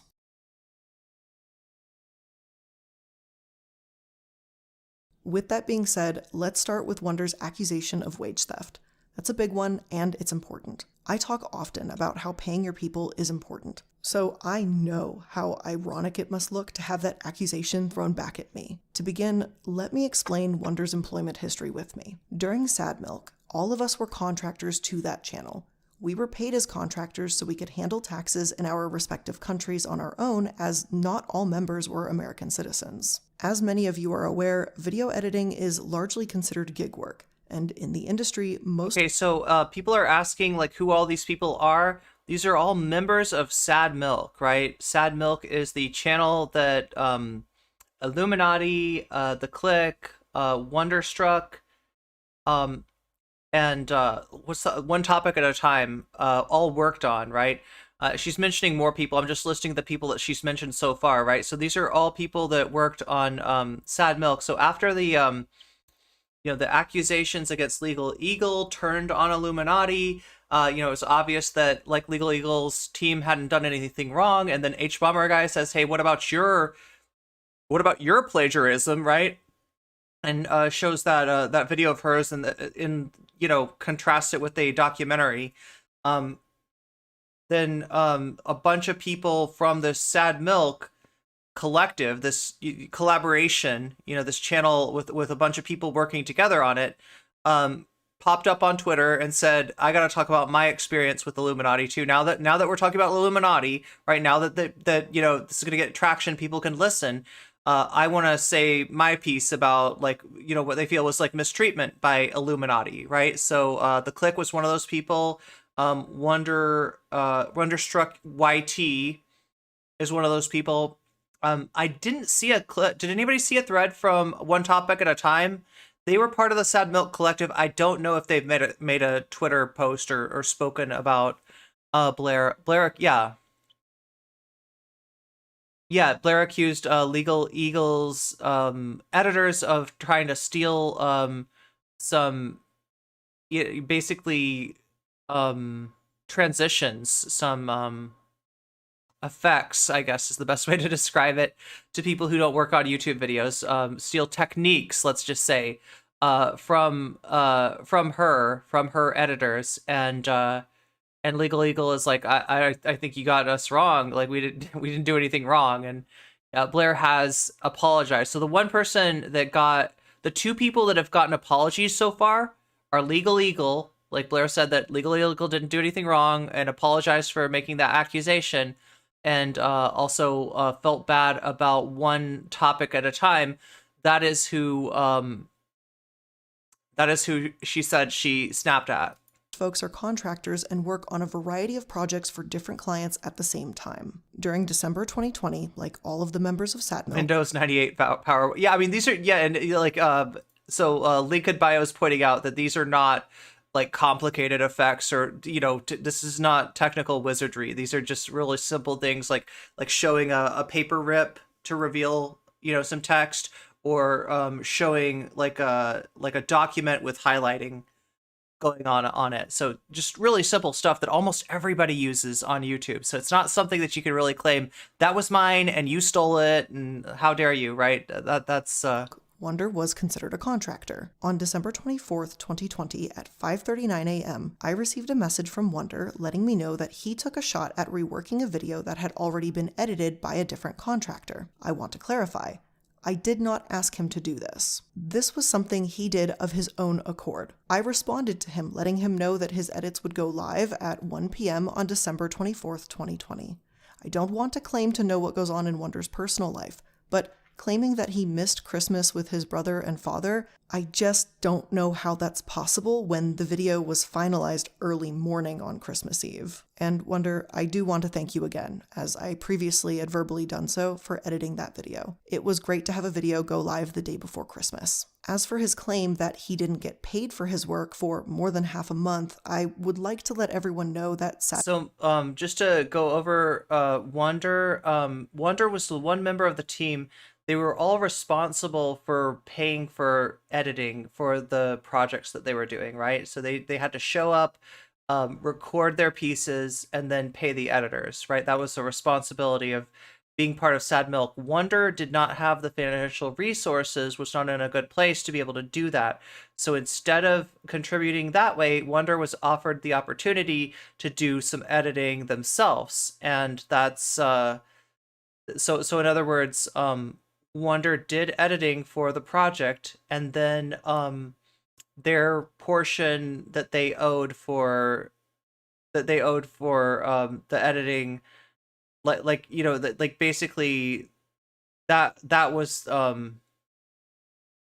they weren't responsible financially then for an editor, and they got paid the remainder of what they worked on. So their contribution was editing, and then that was deducted deducted from their pay. SatMilk's payroll was on a bi-weekly schedule. Hope that makes sense. That simply means that there is a payment every 2 weeks, which is essentially half of a month. This is something that I have continued within my own channel to this day. Both salaried and contracted employees are paid every 2 weeks, and to further add to that, most companies, at least in the US, pay on a bi-weekly schedule. So well, no, she's talking about SatMilk, because SatMilk, I think Wonder, Click, and a few others from SatMilk made Twitter threads claiming mistreatment. So this is her response to the mistreatment claims.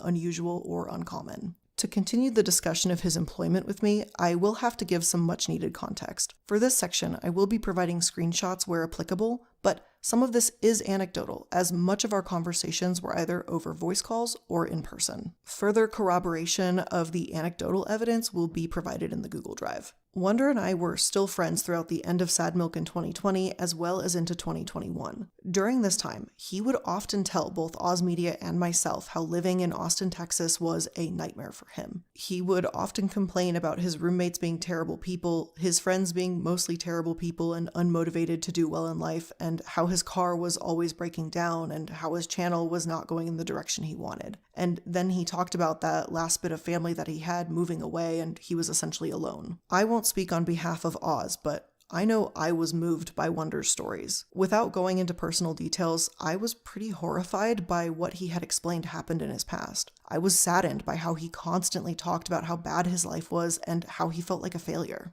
He said he felt alone, depressed, and uncertain of the future. And at that point, I knew I wanted to help him in whatever way I could. At the end of 2020, I paid for his tickets to visit Oz and me in Colorado. During this trip, we discussed the possibility of Wonder moving out to Colorado due to his discontent with his life in Texas. Oz Media and I had just moved into his newly purchased home in April 2021, and he decided to welcome Wonder into his house. Unless Oz Media was doing so without my understanding, Wonder was not charged any rent, utilities, or internet for sharing our living space. Later in May 2021, we welcomed Wonder into the house. Oz even personally drove down to Texas to get Wonder and his dog, James. I want to explain my perspective a little bit here. I'm hearing from chat that Wonder is planning to make a response video to this. At this point, I was finally starting to feel comfortable with my channel, and I felt that I was in a good position to be able to help somebody out and truly change the lives of one of my close friends. I was in what I felt was a privileged position, and I wanted to share that with someone I cared about and wanted to see succeed.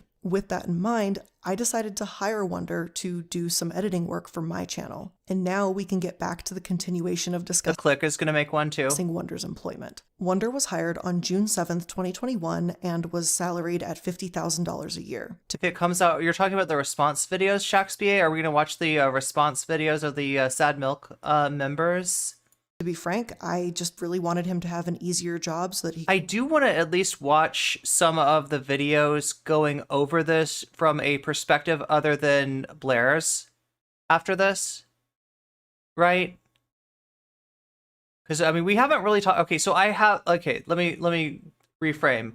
I talked about my issues with Blair's claims of plagiarism against Legal Eagle, and I talked about what looked like to me to be plagiarism that Blair had done of that 80s documentary, right? So I talked about that. Those are the things that Blair has apologized for, right? We haven't talked about this yet, and I didn't want to. I wanted to give it a little bit more time, to see what kind of percolates up before we went over this. So we will go over at least one other video. I'm going to try to find one. I want to find one that is both not iIluminaughtii and at the same time not one of these commentary, kind of edgelord channels. Like, I don't think we're going to watch Turkey Tom or anything like that. So I want to find something that's kind of, I don't know, that makes the case for the other members of Sad Milk, but isn't like just somebody that has a grudge against iIluminaughtii for her politics, right? If that makes sense. could focus on his personal channel, as he had told me numerous times that was his ultimate goal. His only task was to edit short clips from any live streams that I did so that I could post them onto my secondary channel, iIluminaughtii. In addition to his salary, he received all benefits that I did not know about the second channel. have for all of my salaried employees, which include a 401k, full health insurance, and an internal benefit I created for my team called an LSA. Wait, so LSA, that's just hers, right? Like, that's not is an LSA a thing? Are there other like businesses that do an LSA? Because I haven't heard. It sounds like something that she created herself. I forgot to mention, but I also have a volunteer reimbursement program, where if an employee volunteers in their community, I will reimburse them at a rate of $25 an hour. Now, like, I'm a little bit confused about this. Maybe somebody, I don't think it's I think it's just a thing that she set up. I think it's like something she invented, right? But I don't want to roll it back, because otherwise this React is okay. I'll roll it back one more time, but I'm going to try not to do this. I just want to see, like, I'm a little confused. Like, was this is for Sad Milk?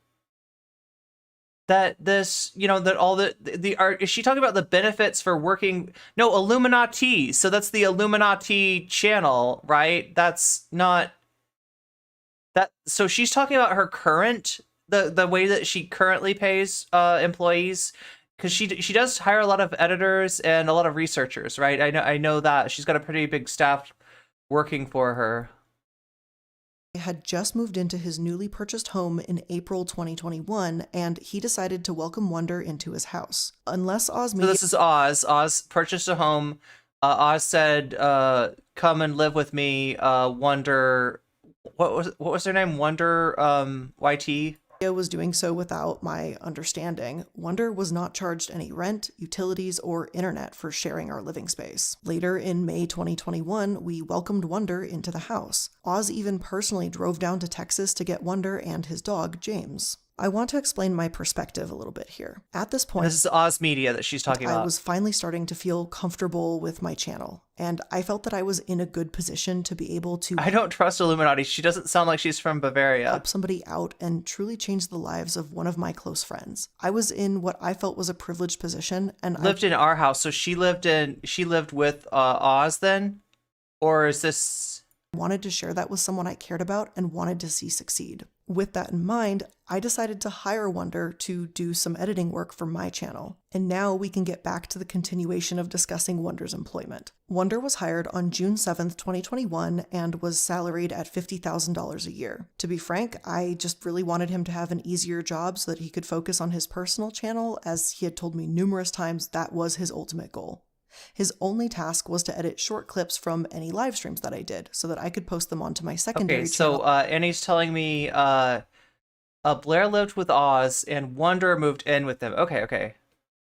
Was this against his will? No. Blair, Wonder needed a play. Wonder was kind of in a tough financial situation, a tough family situation, just like, was constantly, talking about this, and iIluminaughtii, and it sounds like iIluminaughtii and Oz wanted to help Wonder out and moved Wonder in addition to hiring Wonder for $50K a year. iIluminaughtii. In addition to his salary, he received all benefits that I have for all of my salaried employees, which include a 401k, full health insurance, and an internal benefit I created. This is the confusing part, right? This sounds like she's talking about for iIluminaughtii, like Sad Milk wouldn't have been able to afford this kind of, Sad Milk was a collaboration, right? I'm a little confused. Like, you know what I mean? Where the Sad Milk stuff ends and where the iIluminaughtii stuff begins. That's my only...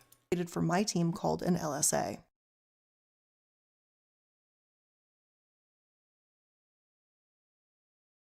The LSA stands for a lifestyle spending account, and it's essentially more money to put on the table if you as an employee want it. It allows you to submit receipts for things that you've purchased. And so yeah, Jules says this was for her personal channel, not for Sad Milk. So this is, I'm guessing, after Sad Milk.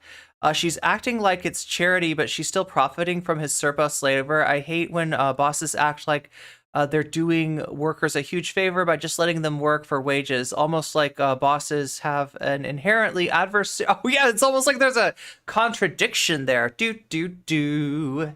Wait, that was the wrong melody. I was trying to do the one where, like, with the dramatic gopher or whatever that like turns around and like... Seen things like groceries, pet supplies, books, new tires. I think instead I got somehow I got my wires crossed and gave you 70s soft rock or something. For cars, massages, mortgage payments, and so much more. And essentially, I'll reimburse those into more income. Okay, so this is the LSA. During his employment, he never took advantage of any... So she's saying that, like, people can show her receipts and she reimburses them. Account, and it's essentially more money to put on the table if you as an employee want it. It allows you to submit receipts for things that you've purchased, and I've seen things like groceries, pet supplies, books, new tires for cars, massages, mortgage payments, and so much more. And essentially, I'll reimburse those into more income. During his employment, he never took advantage of any of the benefits that were made available to him. The content for Wonder to edit... So wait, is that how that works? If you work for iIluminaughtii, you can be like, here's my grocery bill, here's my mortgage bill, I got a massage, here's the bill for the massage, and she like adds it back to your paycheck?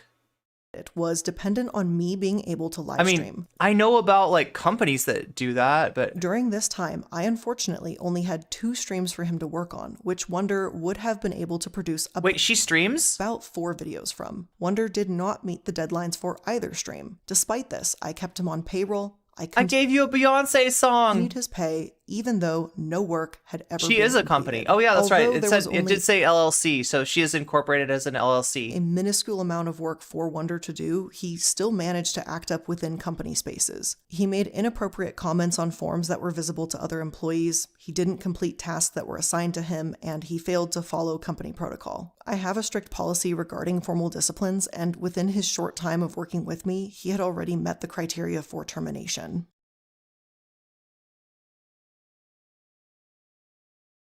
Now, let's move on to the legalities that Wonder brought up in regards to how he claims that he ended up with no car, barely any clothing, no money, and no home.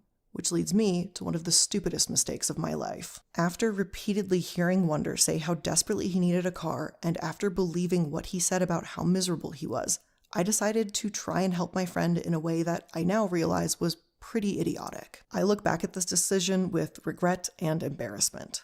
This part will get a little nitty-gritty with the details, but I believe I need to fully flesh out all of the information to give you the full picture. Oh my God. After many in-depth discussions with Wonder, I made the decision to purchase a Thank you, anonymous gifter, for the gift sub to M Korkoran. I always want to say Met like MC. Anyway, I always mispronounce people's names. That's a meme, isn't it? That's basically an NCC meme. So yeah, if you're in Twitch chat, understand that if you have a Persona 2 character next to your name, you will not be subject to ads, because that means that you're subbed, whether it's from you paying $5 and it is just $5 to sub, or whether it's from somebody out of the kindness of their own heart, just like Anonymous did, just like Anon, thank you Anon, did, giving you a gift sub. So that gets you out of the ad break. The ad breaks happen at the top and the bottom of the hour. They're really annoying. They suck you out of it and you might miss something, especially here, right? So it's nice to be saved for that. Thank you so much, Anon. If you saving that, if you don't have $5 to pay yourself, or you, you know, if you have an Amazon Prime, you can integrate that with Twitch and you can get a free sub, right? Which you could use here and get out of the ads completely, right? So those are three ways: Amazon Prime, paying $5 to Twitch, or getting a gift sub just for contributing to the conversation and somebody noticing that there's no little person next to your name. And vehicle that he had already agreed to enter into a rent-to-own contract with said vehicle. we'll go extra long if we get this 10-point sub goal. On June 12th, 2021, Ozmedia and I collectively decided to take out a loan together in the amount of $42,359.69. Additionally, I brought $28,346.79 in cash as a deposit. Wonder did not Hi, Vox. contribute to the deposit on the car. With this rent-to-own contract, I agreed to only charge Wonder the cost of the loan and not Great Night saying, my employees are all my friends and live in my LLC company town, aka house. Exceedingly altruistic leftist behavior. the full value of the car itself, meaning within a 24-month period, he would have only paid $14,120.12 Yeah, that's a nice car. for a car that, when purchased, Oh my God. went for a grand total of $61,386.23. Last of the Dying Breed, thank you for the YouTube membership. Yeah. And That gets you access to all kinds of cool stuff, including exclusive content that's only available to members, as well as like all of my VODs going back. So if you want to get into a time machine and see what I was talking about in January, that is open for you. If you want to go see what I was talking about last January, that is open for you. let me be clear here. Aside from him accepting my job offer, I'm with you, Jules. This sounds like it's bound to end in disaster. this was the only legal documentation between the two of us. I will have all of the stipulations of our rent-to-own agreement on the screen now, but just know that the most important thing was that after 2 years of consecutive car payments and following all of the stipulations, the vehicle title would be Good point. Yeah, why did she get like a $42,000 car for Wonder stipulations? Yeah, this is a lot. This is a lot. This is a lot to take in, isn't it? What's up, Molly Snee? transferred over to Wonder, with the amount that we put into the car as well as payments on the car that I continued to make monthly. This is not a He would friendly own the car agreement? outright with no lingering Wait. auto What's debt up with the after agreement? Should I read this?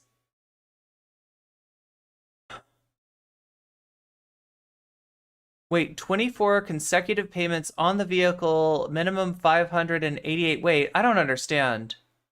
Dude, wait. So she takes out the loan, $42,000, buys the car, and then Wonder is paying back out of the salary, out of the $50,000 a year that she's paying him. Oh my god, I'm so confused because like, couldn't he just be like, hey, actually, I'm gonna put this car payment on my LSA, and oh my god, what just happened? Something just happened. I think Turn of Drew just followed me on Twitch. Welcome to the chat, Turn of Drew.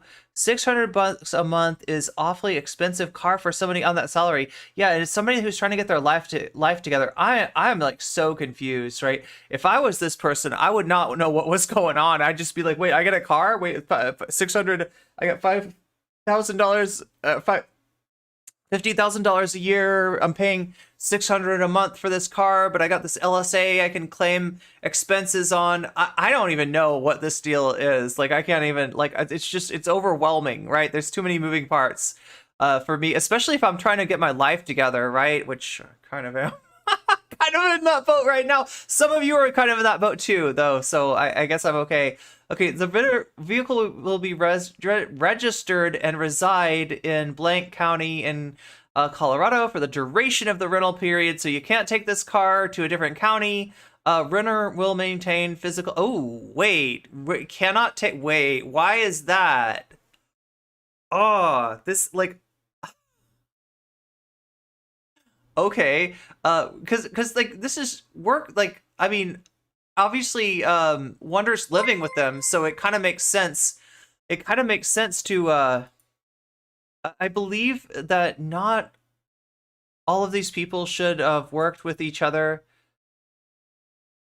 And the only person that I feel bad for is Wonder. Yeah, I mean, this is like, it's like we're loading up the disaster waiting to happen here. It's what I feel like. She gets loads of sponsorships for her videos. Yeah, because now I think we're on to like, we're in Illuminaughtii, the Illuminaughtii era now, right? Now this is early Illuminaughtii, so she's not doing, you know, she's at 1.67 million subscribers now. She's not doing quite that well back then. I wonder how many she lost from this whole thing though. But yeah, this is in the Illuminaughtii era, not the sad milk era. It's a classic meme of small business owner getting a BMW while the employees eat poo-poo and the business tanks. I've definitely had bosses like that. Renter will maintain physical damage and liability coverage. Okay, so you pay the insurance, you pay for the upkeep of the car. At all times, if there's a lapse in insurance, the payments to reinstate the policy will be the responsibility of the renter. The renter will be responsible for insurance premiums and payments for the duration of the agreement. Owner will be listed on the casualty insurance at all times. Registration fees will be paid for by the owner. Wait, no, the owner is Illuminaughtii, right? Or the business that Illuminaughtii runs, right? The renter is Wonder. Okay, registration fees will be paid by the owner until the title is signed to the renter. Okay, so yeah, they pay off the car, and then you get the car once it's paid off. Any maintenance fees or damages to the vehicle outside of a warranty service provided by BMW will be paid by the renter. If renter does not maintain scheduled service or causes damage to the vehicle, the renter will be responsible for any damages that occur. If the vehicle is a total loss or otherwise deemed a mechanical failure, renter will forfeit all payments made on the vehicle. But, okay, so, wait. Following terms are satisfied and brought to term with the final payment on July 15th of 2025, renter will own the vehicle free and clear, no lien, loan, or so you own it after making the payments. Okay. For that 24-month period. In a DM with me, Wonder later told me that if he hadn't accepted my job offer and my rent-to-own agreement, that he would still have an apartment, a car, and close to $10K in his bank account. I'd like to reiterate that unless Oz was charging rent without my knowledge, Wonder was living rent-free while earning $1,920. Wait, the owner is the dealership? Well, wait, now, okay, so she took out a loan, right? iIluminaughtii takes out the loan to buy the car, I thought. But Grey Knight's saying maybe the owner is the dealership? Or the bank? So the loan's got to be in her name because she's got credit. Is that the idea then? Or it's lease to own? Yeah, I don't know. I'm not entirely sure what's going on here. But then again, I never have been great at business stuff. $23.08 every other week, and would have to pay only $588.34 once a month. Yeah, Springlock, that's what I was thinking. I don't claim to know the ins and outs of his finances whatsoever, and I very much was not involved. She is the lender in the contract, okay. With what he was doing with his bank accounts, but I fail to see how I could possibly cost him $10,000. In reality, the agreement I made with Wonder would have the car's in iIluminaughtii's name until Wonder pays it off. me lose $47,266.11. And again, looking back at this, I feel extremely foolish for ever even agreeing to such an arrangement. Wait, okay, Tanner Martin says it's confusing, but she got rent to own and then lent it to Wonder. So is that agreement for her, not for Wonder? She owns the car and is also lending the car, so she's the owner. Okay, I know I'm not. I'm not attacking the victim, but keep in mind that this mess started due to a passion project, and honestly, if we're starting buying cars, I'm gone like the disappearing meme.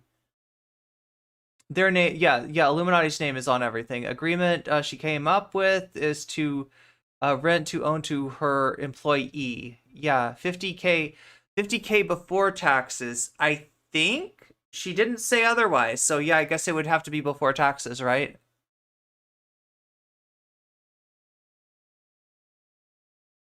I knew it was a bad deal for me. This wasn't about making money off Wonder or whatever he might try to claim. This was to try and help a friend get back on his feet. There were 2 outstanding instances that voided our agreement and constituted the repossession of my vehicle. The first was the proof of insurance that Wonder never provided. Ooh. Insurance that is something federally Cost of living in Colorado is high. required of any vehicle on the road in the United States. The second infraction on our agreement occurred when Wonderstruck left the state of Colorado to go back to Austin, Texas. You can clearly see these stipulations in the document on the screen. You know, chat, I'm not going to get into details, all right, about this, but I was offered actually the chance to move in with another content creator in Colorado. And now I'm very glad that I said no to it. For a lot of reasons. I'm very glad that I never jumped on that. It was weird too, just because I barely knew this person and didn't really understand what all was going on, but right now, due to multiple defaults by Wonder in our contract, I felt that I had. She just explained that she covered the rest of the loan. He only had to pay $14K for a $60K car. Okay, somebody gets paid $1,900 a month. Assuming this is before taxes, then you have to still take into account the car payment, insurance payments, maintenance fees, etc. Yeah, and this doesn't make sense though, because like what she was saying earlier is that she like this LSA thing that she had, lifestyle spending allowance or whatever it's called. She said that people had she basically reimbursed people if they showed her receipts, and that she had paid for massages, she had paid for groceries, she had paid for mortgages with the LSA. So I'm just kind of like, but wait, then why is like the car payments, I guess, are exempt then, or not part of the LSA? Yeah, that would be 50% of your income going directly to an inflated car payment plus incidentals. Okay. Thank you for somebody understands this. I am renting a car and you can't relocate to another state. What a strange tax write-off gimmick. Is that what this is? Is that what's going on here? Because I'm just utterly confused. God damn. God damn. Does this mean that this person was excluded? Yeah, well, no, she said that the LSA, she mentioned the LSA in relation to Wonder. So I don't think, I think maybe it's for other stuff then. You know, they could have probably got him a perfectly serviceable car for $2,000. Yeah, exactly.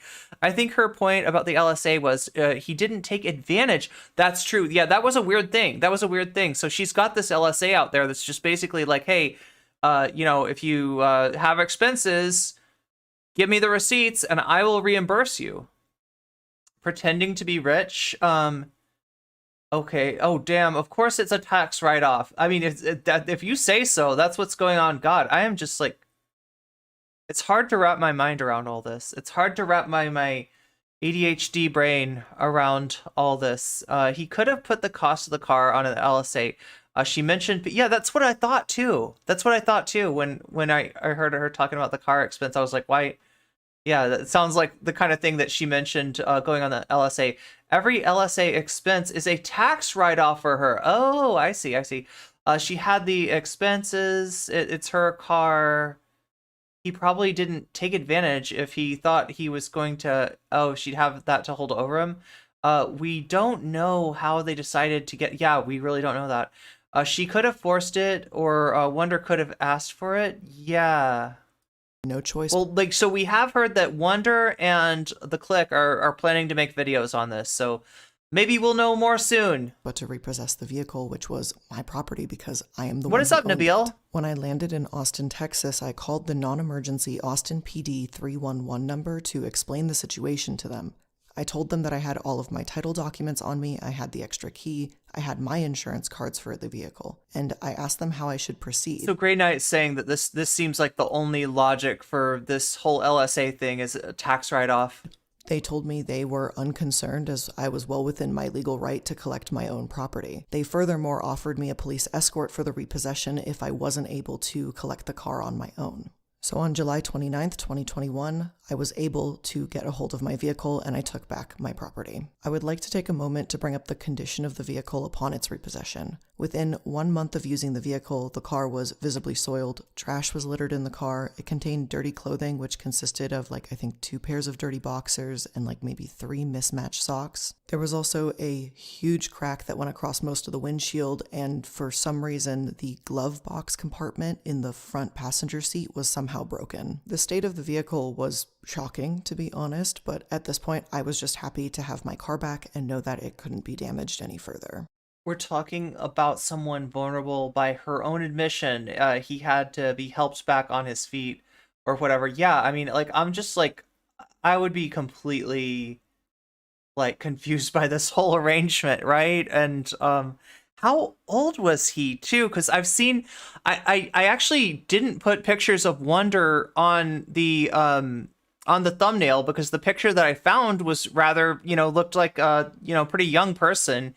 And I just I don't ever want to be in the position where I accidentally put somebody on a thumbnail that's somebody's, picture that's a minor or whatever. And I just didn't feel right to put Wonder on the thumbnail. But I get the feeling that Wonder's pretty young. I don't know. Does anybody know? Boo-hoo, my employee didn't clean the car before I forcibly repossessed it from them. And Oz, I want to thank you again for helping me throughout this entire situation. You knew better than anyone how much this situation affected the both of us, and I can't express how much your support meant and continues to mean to me. I know he yelled and screamed extensively at both of us. You didn't deserve that, and I didn't either, but I'm still sorry that this hurt you too. Yeah, what is Wonder's full channel? It's Wonder something YT. I just want to give a quick trigger warning here. I saw it earlier. For the mention of suicide and suicidal intention. After the car was back in my possession on the 29th of July, Oz and I received Oh, here we numerous go. Wonderstruck YT. That's Wonder's name. messages from Wonder, which will be available in the Google Drive. What I specifically would like to highlight is that he insinuates that he had intention to and was taking action to arm himself to end his life. In a message Yeah, you got it, Anne. directly with me, he explicitly told me that, quote, I was legit trying to get into my dad's gun cabinet to fucking kill myself. Oh my god. To me, she sounds upset by the fact that Wonder never used the benefits for her to get to get that tax write-off. That's your opinion. This is really not helping her case. Why is she showing this? So the rationale of what she's showing is that these are people that were involved in Sad Milk. Sad Milk was her like a collaboration between a bunch of content creators, including her, that happened I think before, I don't know, maybe she was already running iIluminaughtii. I'm a little bit perplexed by the timeline, to be completely honest, and she hasn't really given us a timeline, so I'm not entirely sure, but like it was a project that these people, you know, attempted, and then things got really nasty in a group call, and it ended up all falling apart. Some of those people, including Wonder and the Click, made Twitter threads in the wake of the controversy with Legal Eagle claiming mistreatment, right? And so this is like her response. Wonder's claim, the person that we're on right now, Wonder's claim was that that they were just like left in a really bad way, without a car, without money, without a home, like, right, they were put in a in a really tough financial position because of working with iIluminaughtii. So that's what she's speaking to right now. This is making her look sloppy. She's lost a lot of credibility. This is definitely making her look worse. This is the only thing that she has done, I think, that is bad so far. The way she emphasizes that her car is my property, it sounds very landlordy. When she was within her right, while she was within her right to repossess, it still feels shitty for her to do, and could have pushed Wonder over the edge. iIluminaughtii decided to give her channel a Viking funeral. Yeah, looking like it. Scrambling stuff around to fit her narrative, it feels. If your employees never use the benefits, you probably made it too hard to use, inaccessible. Oh, I see. Or did not set proper expectations. I see. What a cluster F. Indeed. This stuff is very cruel to expose to us. Feels like she's discrediting him with the mental health stuff in a sort of gaslighty by proxy sort of way. She's giving context, just not really in her favor. Either way, out of concern, I called the Austin Police Department non-emergency line to ask for a wellness check. And when I explained to the operator what was the situation at hand, they immediately transferred me to the 911 dispatcher. I then read the message. A lot of this stuff shouldn't have been shared to them, and I gave the 911 operator the last known place of his residence in Texas. You don't put your employee in a position to have $14K car payments that they have 2 years to pay off. That's not a benefit. That's a huge burden. Which was his dad's house to perform a wellness check. Oh, God. The operator then told me not to arrange anything unless the police force is present. In his messages, Wonder states that he received a call from his therapist, which ultimately pulled him out of his intended plan. And let's take a moment to discuss the therapist. During his time in Colorado, he expressed that he wanted to seek therapy, and I think that's a fantastic decision. To help him with his process, I messaged my old therapist, who I did a lot of EMDR therapy with and helped me immensely. On screen is me reaching out to her to see if she was accepting any new clients. Confidential details are going to be censored in order to keep Wonder's privacy and integrity. Looking back, I probably shouldn't have recommended a therapist. Wonder agrees to it, so this is not entirely her fault. There is also the factor of that, like, I think, from my understanding, Wonder's not, Wonder is living with iIluminaughtii. See, like, this cuts both ways, though, right? Like, this is a lot of control to have over an employee, right? Illuminaughtii or Wonder is living with Illuminaughtii and with Oz Media and not paying rent, getting paid $50K a year plus benefits. But yeah, with this, people are pointing out like this ridiculous like car payments to keep up with, and like, what was it, a BMW? That's the other thing I don't understand, right? If you're trying to help somebody get back on their feet, putting them on a line, and I get that they're not paying off the entirety of the car.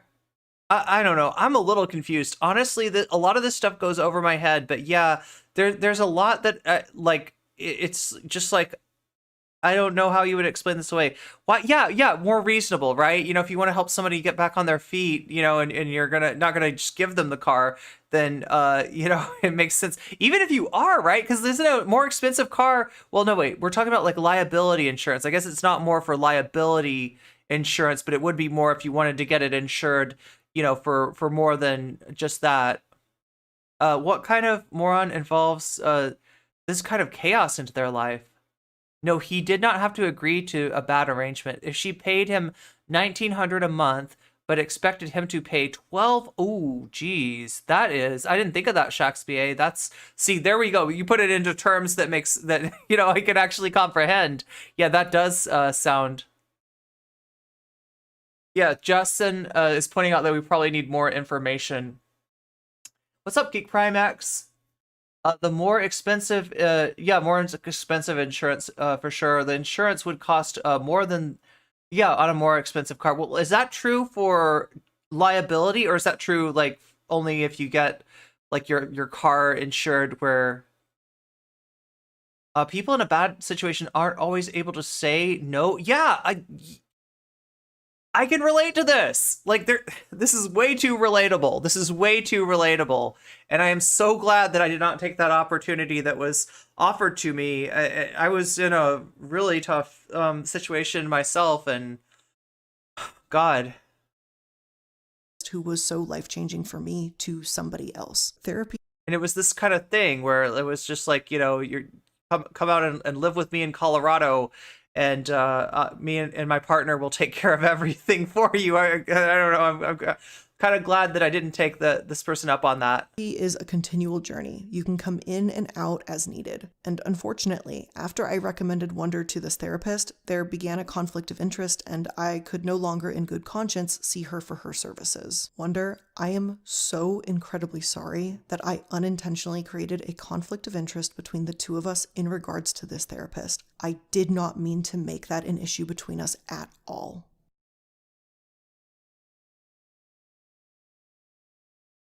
When Wonder arrived in Colorado, to say he packed lightly would be a bit of an understatement. He arrived with barely any clothing, no food for his dog, not even a collar for his dog, just a bandana. As Wonder mentions on Twitter, that short amount of this whole situation is a conflict of interest. Yeah. The time we lived together was absolutely a nightmare. The tension began with our dogs and his unwillingness to help ease the situation between our pets. I did everything I thought of at the time to introduce James and Casper in a way that facilitated a good relationship between the dogs. According to Wonder's tweet, and says in YouTube chat, that therapist was like, get out of the house, which says quite a bit. Oh my god.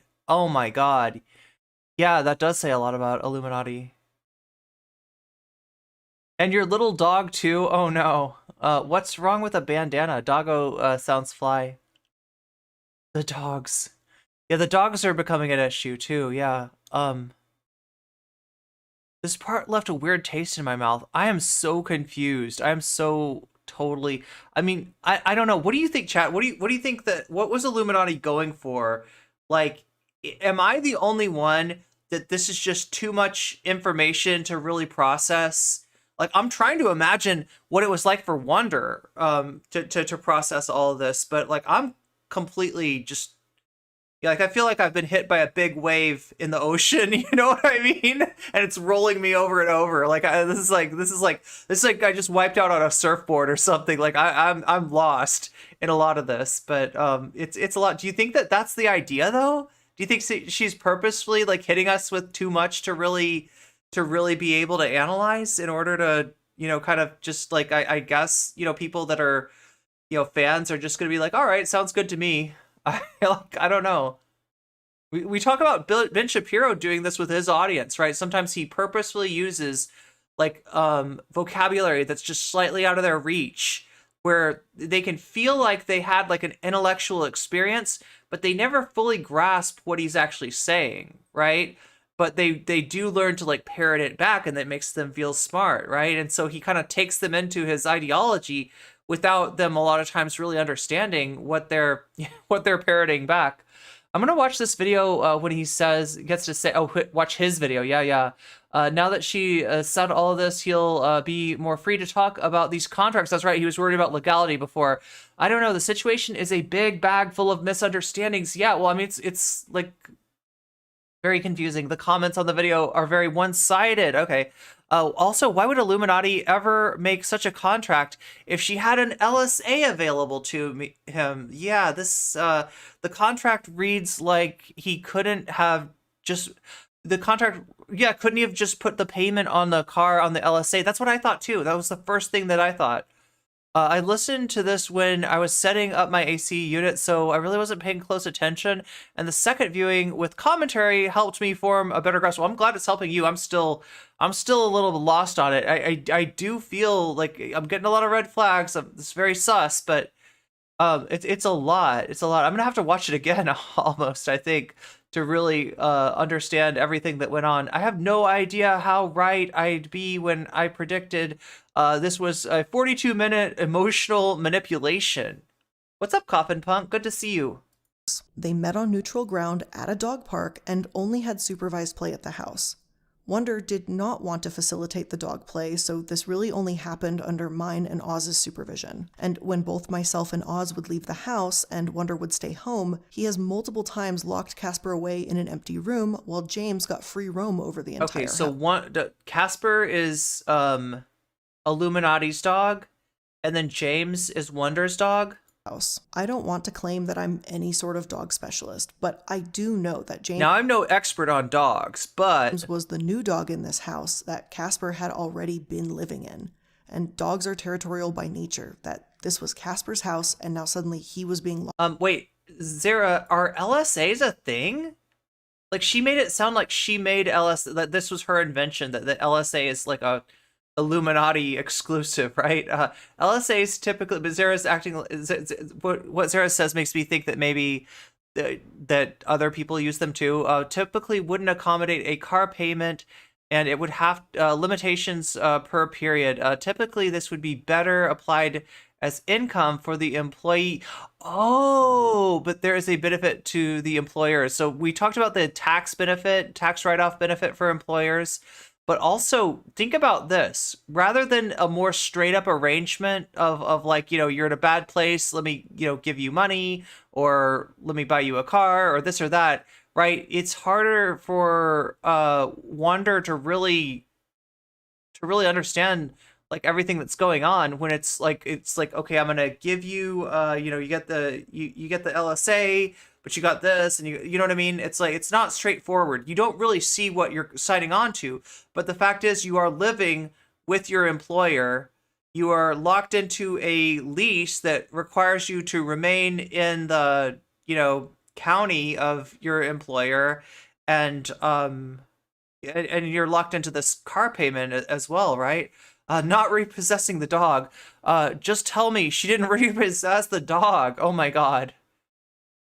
Any company with sufficiently large profits might want to take advantage of capturing those costs as tax credits. She's going to be so mad when she sees all my old high school projects.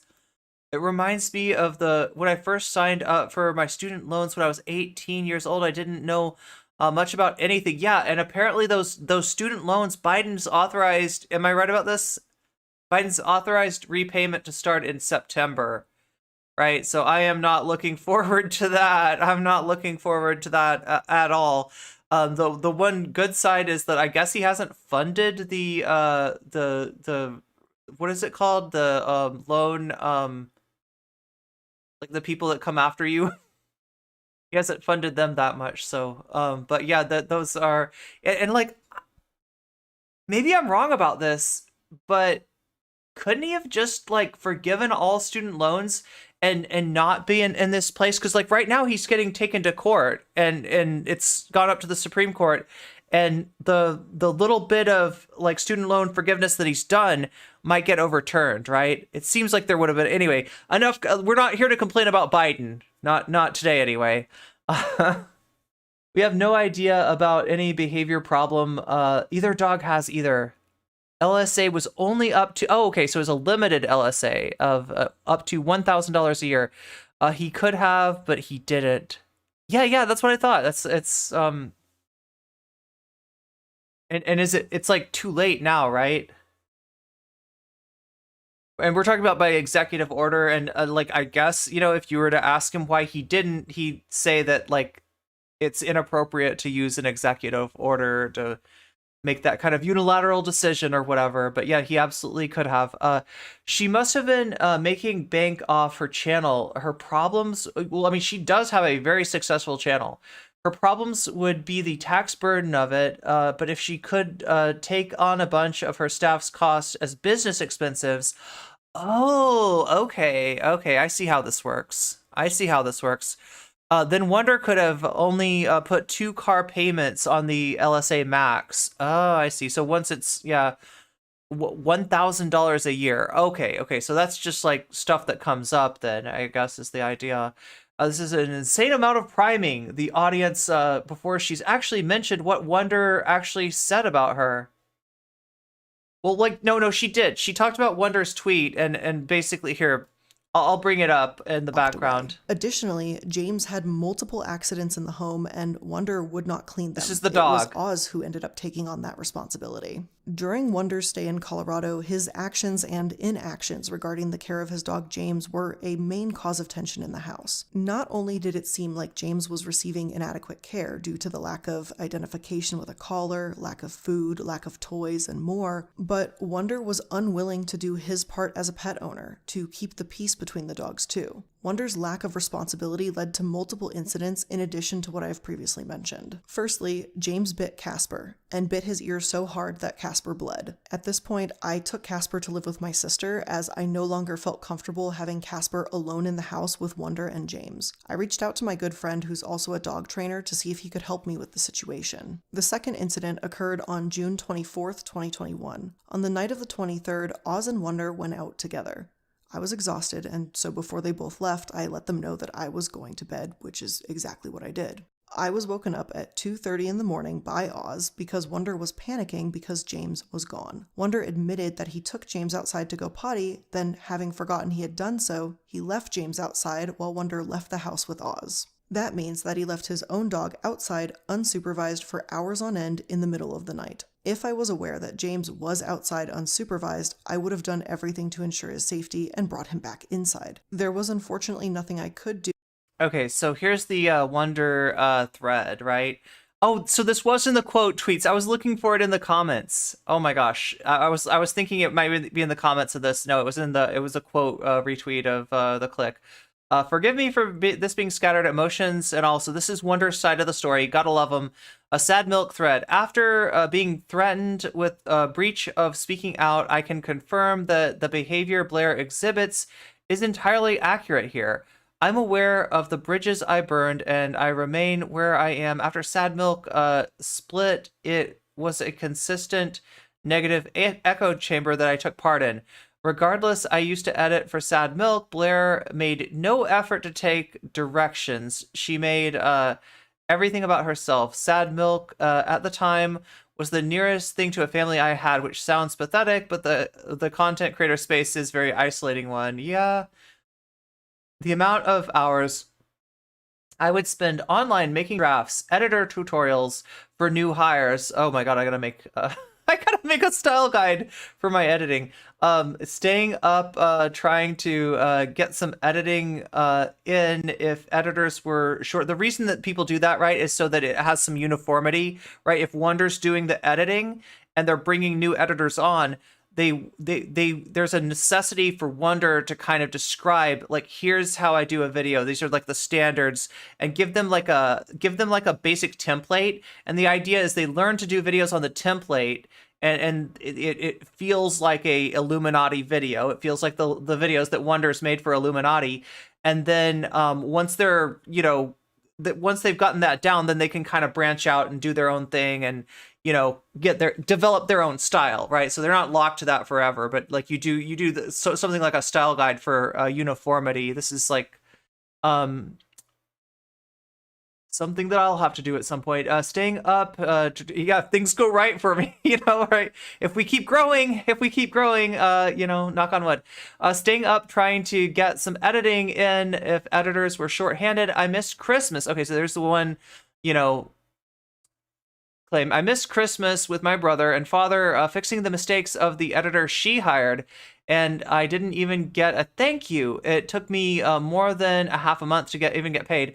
Meanwhile, she delays payments to editors so she can purchase expensive clothes, visit BMW dealerships, and spend hundreds on food in a day. Damn. While I do hold my beliefs towards certain matters, every month or so there was a new... Wait a minute. Am I... Let me show you. See, I have a special Twitter dealie right there. There we go. That's easier to read, isn't it?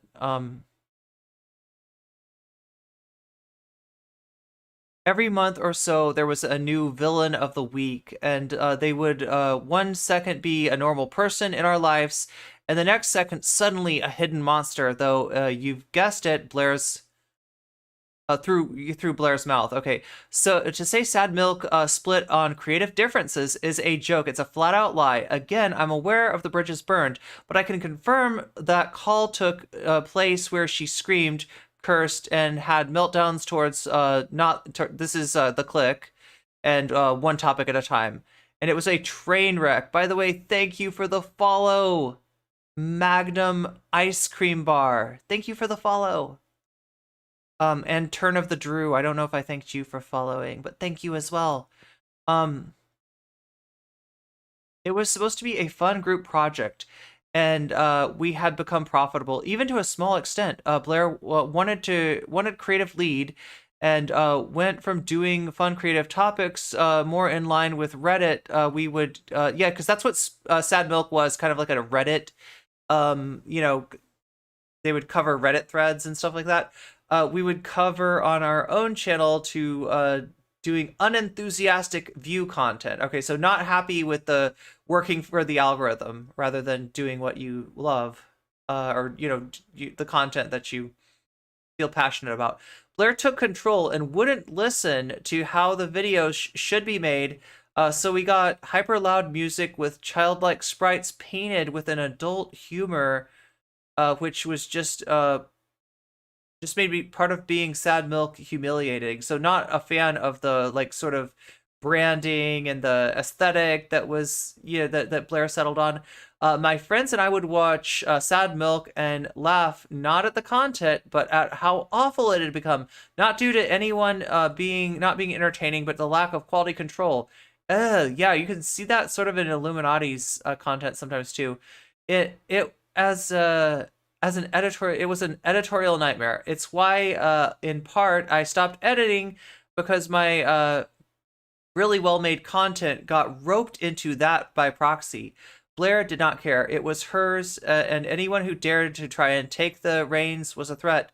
After Click, OT, and Salty left, I did almost all the heavy lifting, which was a thankless job for being small on the internet. I tried to make us schedules, motivated Blair during another mental breakdown of hers, and not to delete the channel or Discord, since I actively read through the comments on both, and we had people who it mattered to. After months of behind-the-scenes insults towards Click and OT, it became so stale and negative. Yeah, we took part, but after it was going on so long, just became day after day of Blair would sit down and check Click and OT's social blade. She would make fake accounts to stalk them. Not just them, but a large portion. Oh wait, so after they left, she's checking. So this is like a jealous content creator kind of. This is like, you should never do this, right? You should never. In fact, when I see people that I've like, had like, negative interactions with, like other content creators, I make a I make an effort to avert my gaze from how many views they're getting, anything like that, because I never want to compare myself to other people. I never want to get to the point where I'm in like I'm doing that and then it affects my mood and it affects my content. I want to be giving you like the same, sort of quality of stream, whether there's like one person in my stream or whether there's 1,000 people in my stream, right? So I really try to, if you're going into content creation, please avoid that. Do not look at anybody's social blade. Do not compare yourself to other people. That's never a good idea, right? Never a good idea. Yeah, she would make fake accounts to stalk. Okay, yikes. Okay, so not just them, but a large portion of the commentary community. I've personally seen her try to get her lawyer to shut down anyone who says anything against her. They ruined her day by saying, yeah, we can't really do anything. It was, the lawyers are like, there's no case here. There's no case here. It's insane. Innocent people don't work so hard to try and silence others. We would get no work done. Yeah, you can't be thinking about this stuff and make good content, right? You got two choices: concentrate on your content, or lose yourself in this kind of garbage, right? In this kind of toxicity. I can't count how many times I pleaded and set up meetings for us to do something, and nobody cared. I thought I had a friend who was hurting. Then I saw I had moved to villain. And like everyone else, I got shut out, trash talked, and people I had made effort to be friends with wouldn't even acknowledge my existence. For me, though, I had already moved states under good faith. I was bettering my life. In 30 days of living with Blair, it was a nightmare. I felt like I was trapped. So this is the living with her situation. I felt like I was trapped in her home, and always this is the therapist that Wonder ended up talking to said, get out. Apparently, she makes according to Wonder, she makes everyone her enemy. She called Wonder checking in to see if I'm okay. An invasion of privacy. I sent her numerous messages trying to show I wanted to be her friend. She lived like an actual monster. Her home was a mess. Like, okay, you know what? This is the one thing that, like, other stuff that's been mentioned, legitimately bad, legitimately scary. Messy home. I mean, it like, I don't know. It's not that bad. Mine's not that bad, but like this is like the least of the, my concerns is like she has a messy home. Constant subtweets about me on Twitter. Oh my God. If I dare to say anything back, her Discord manager would happily remind me of my contract. This is disgusting. But I feel like this works though. I feel like people do judge other people's like living, like, circumstances, like, right? I don't know. So my therapist, who she accuses me of stealing from her because she recommended them, suggested I leave that house at all costs, and I did. And the details I can't get into without further legality, so we read this one. But I ended up with I ended up with no car, hardly any clothes or money to my name, and no home. Now working full-time again, I had no time for my channel. I had cried, bled, and worked through hell to get up. So I watched it die. Oh my God, this sucks. This really sucks. Since my main, so what Wonder's saying is basically, he was in a situation where he had to struggle so much to just keep like to make ends meet that he didn't have time for his channel at all. And so like a channel will die, right? If you don't upload, if you don't post, if you don't do those things that are necessary to keep it alive, YouTube is a cruel mistress, and your community, everything that you work to build will disappear. This is sad. This is actually really sad. My main concern now was just food on the table, all because I made friends with one of the most vile people on the platform. Nobody wanted to talk with me, and I was too afraid to fully go public as I didn't know the reach this massive creator had. I had everything IRL and online taken from me. She personally threw my YouTube play button in the trash, and if that isn't symbolic, man, I don't know what is. I have spent the last 2 years of my life rebuilding from the ground up due to this woman. The only difference as I get to come back is I get to come back stronger as a person. She doesn't. She can't take that away from everyone she's screwed over. Blair, you can't hide anymore. Sooner or later, you're going to push everyone who cared about you away, and you'd realize the world isn't out to... Wait, push everyone who cared about you away, and you'd realize the world... Sorry, this is written weird. World isn't out to get you, but you made your fears a reality all on your own. I'm not afraid of you. You don't get that from me anymore. Never again. I apologize for how long this thread is. I understand this place probably isn't the best place to do it, but I'm sick of knowing all this information and never being able to say anything. Have a good day. Be well, everyone. If people here that I at would like to be removed, feel free to ask. And there's the click saying I thought it was bad enough just trying to walk away from the group from the other side of the world. I can't imagine. Yeah, the click was in Scandinavia. I can't imagine what it must have been like to be stuck in it. Brave of you to speak out, man. I hope life is treating you well. Damn. Like, seriously, that... Wow. Okay, wow. What did iIluminaughtii do? Oh my god. So if you're just joining us, right? We're watching iIluminaughttii's video, iIluminaughtii Exposed. This is a response to basically the controversy that started with iIluminaughtii accusing Legal Eagle of plagiarism, right? A claim that was very quickly discredited and disproved. And after that happened, HBomber guy popped up and said, actually, that isn't plagiarism, but you know what is? And showed, wait, there we go. Yeah, HBomber guy was like, let me talk about plagiarism. Look at your video. And he shows iIluminaughtii's video, and then he shows a documentary, and it's like line for line, right? So, you know, this is iIluminaughtii responding to that, as well as the fallout from a channel called Sad Milk that Blair used to collaborate with a bunch of other people with. So far, we've looked at The Click, we've looked at One Topic at a Time, and these people have been mentioned. The Click, One Topic at a Time. Right now, we're on Wonderstruck YT, right? And they're describing the situation that they were in, being iIluminaughtii's editor and living with iIluminaughtii. And so, you know, that was the thread that we just read. This is iIluminaughtii's response to both the HBomber guy allegations, an apology to Legal Eagle. So, you know, she led with the apology. And then what we're on now is the people that popped up on Twitter saying I was in Sad Milk with iIluminaughtii and I felt like I was mistreated, right? This is the person that has the most extensive like claims of mistreatment, Wonderstruck YT. So that's where we're at. So she didn't fund the French Revolution. Phew. There's a lot to take in. Yeah, that was a lot. Hey, what's up, Perth? Good to see you. Meow. So for anybody just coming in, if you don't have a Persona 2 like little icon by your name, you are possibly subject to, oh my god, you might be getting it right now.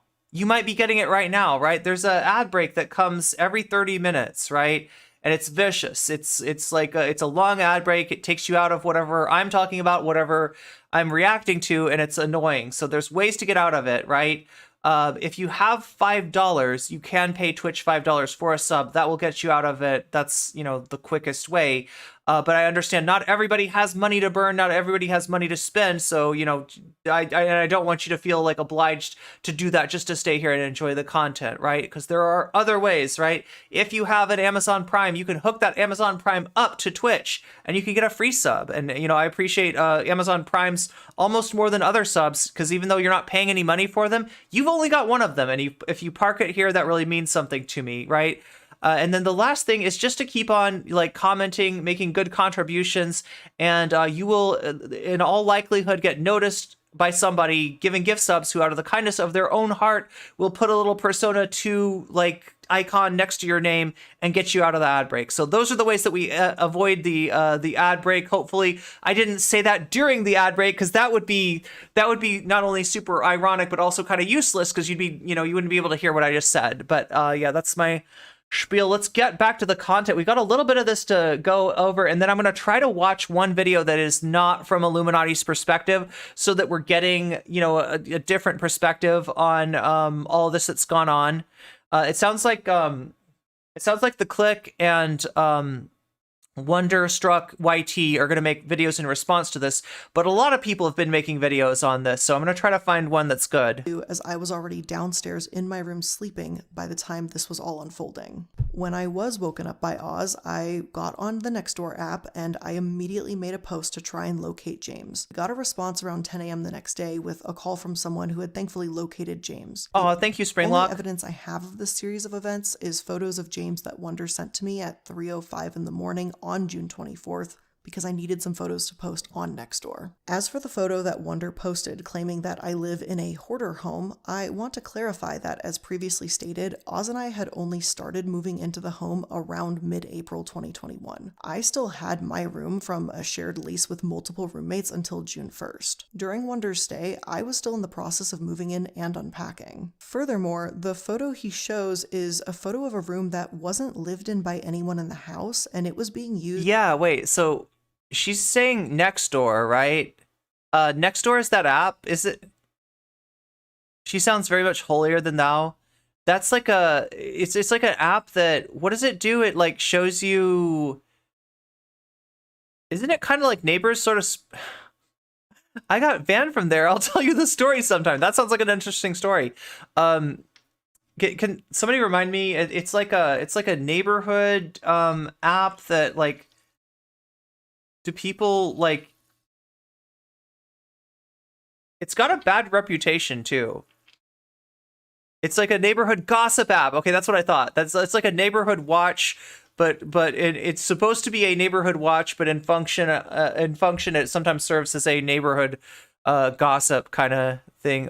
It's like a homeowners association vibe. Oh no, yeah. We're talking about wait, yeah, Nextdoor.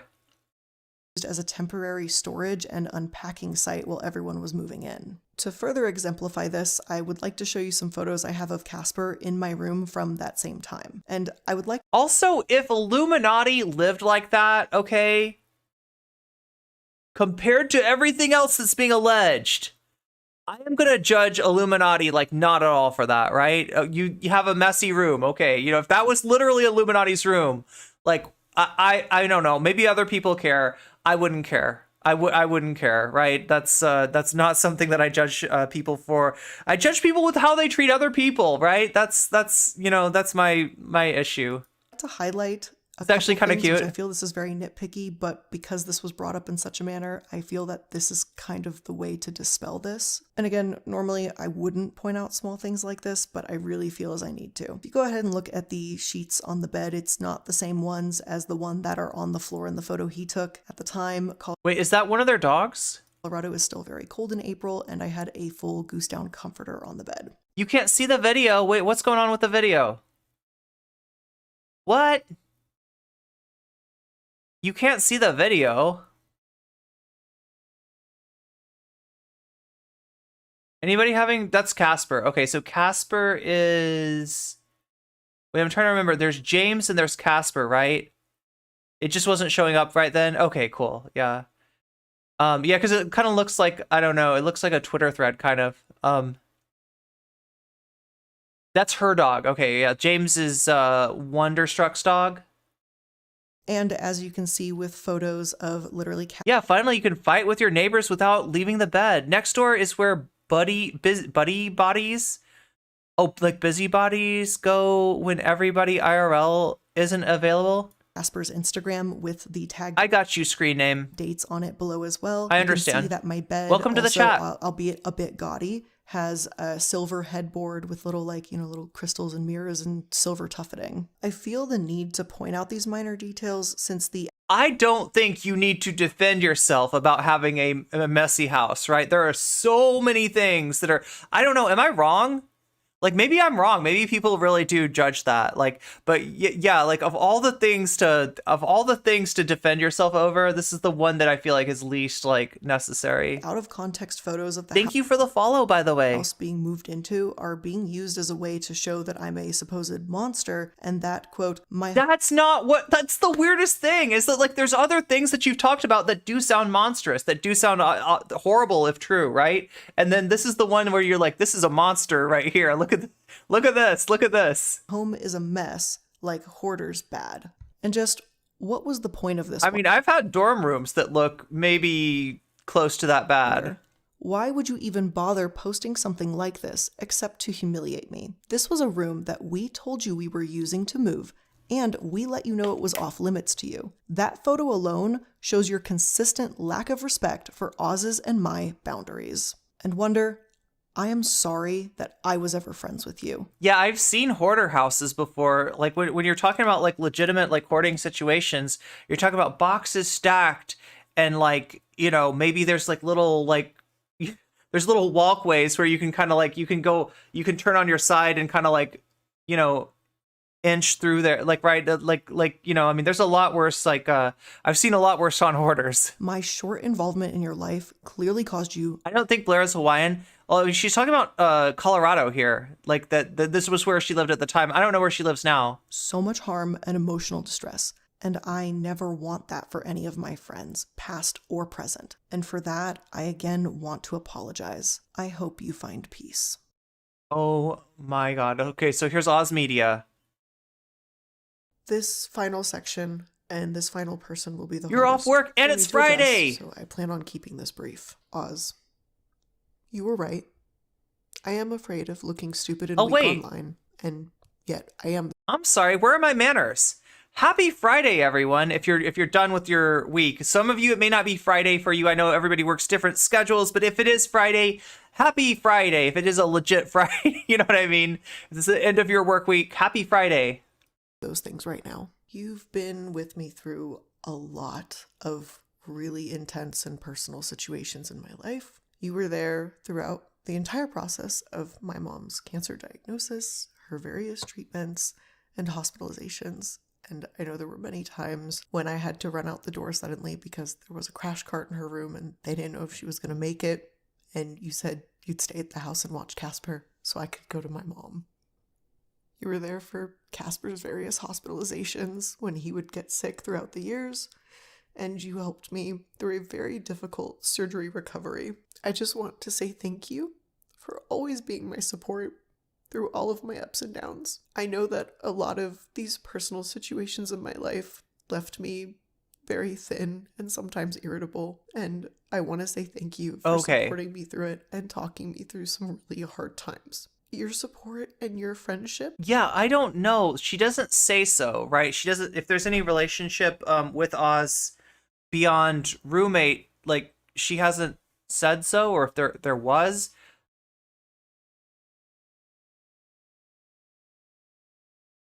Meant more to me than I think you'll probably ever know. I'm gonna miss all the fun things we used to do, eating way too much cheese at the melting pot. They pronouns. Miss you teaching me how to play Command and Conquer and playing it, and how you've always obviously been Casper's BFF, and you know how Casper is not afraid of Oswaldo. We're both gonna miss you a lot. The truth is, like we've privately discussed before, I always hoped that we'd be able to reconnect again in the future and mend our friendship. I meant that when I said it to you, and I believe. So a friend, but somebody that has been distanced, maybe because of some of these events. Believed you when you said it back. Even after everything that's happened, you were the one person that I always thought we could just get it and pick back up where we left. And unfortunately, I think that ship has sailed. Oz, I miss the friend you were to me, but I think this makes it clear. Did Oz do a thread? That we finally need to cut all ties. It must have been that Oz did a thread too. So, to finish out this very difficult video for me, I want to once again just say I take accountability for my actions. There are absolutely some stupid and dumb things that I did, and sometimes I do react a bit impulsively, and that does tend to backfire on me. I am disappointed in my behavior, and I hope that I can learn from all of this. I want to own up to my faults and take responsibility Oz for didn't do my a thread. actions. Furthermore, He did a thread. I want to take responsibility for my own involvement with a crowd I am happy to no longer associate with. I did make bad decisions, I made bad friends, and there will forever be a bad taste in my mouth regarding some of the individuals I've spoken about today. But finally, I want to apologize to my audience. I owe you better than this, and you deserve more from me. I let you down, and I am sorry. I hope that in time you can see that I mean everything that I've said here today, and I am so excited to be able to prove you right. Oh my god. Okay. Well, that was intense. Now, this is the portion of the stream where I would normally do a little palate cleanser. Do we need a palate cleanser? Do we need to look at some foxes or something? Or do I need to jump on the trampoline? I do want to watch at least one video about the situation that is not from iIluminaughtii, right? Because even though like we don't need a palate cleanser. We don't. You're still engaged. You're still interested. Some people, perhaps. Okay. There's no great need. We need to be cleansed for a moment.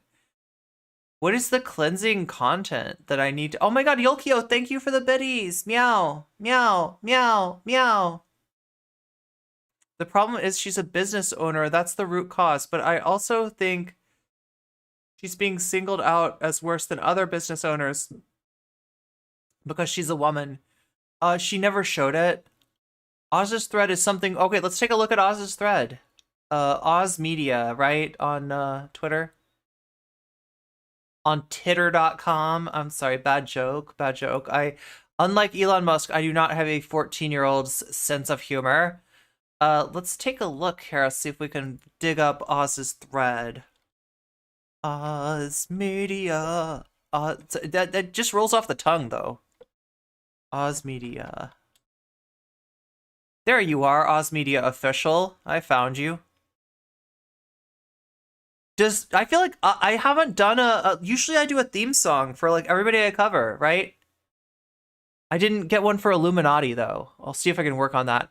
And then Oz Media or something. I don't know. I'll work on the Oz Media one too. Doing a Femboy charity stream. Retweeting The Onion. Playing some Sonic. Ooh, a Sonic charity stream. That's really cool. There's some cool stuff here on... I'm trying to look for the... Oh, there's one topics thread on Sad Milk.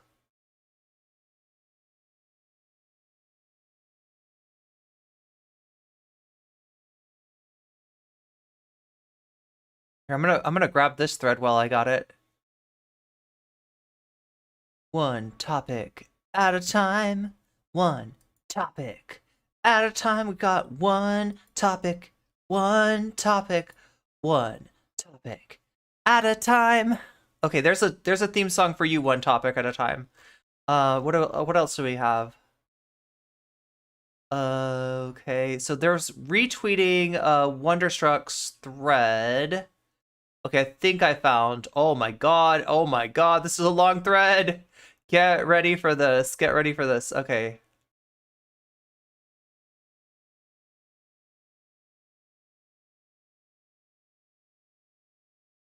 If I can find the original thread here.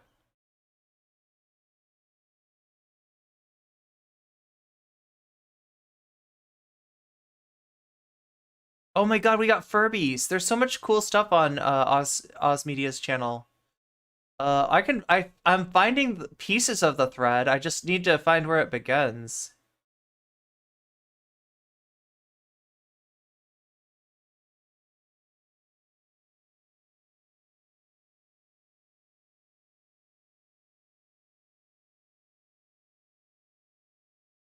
Okay, I'm just gonna click.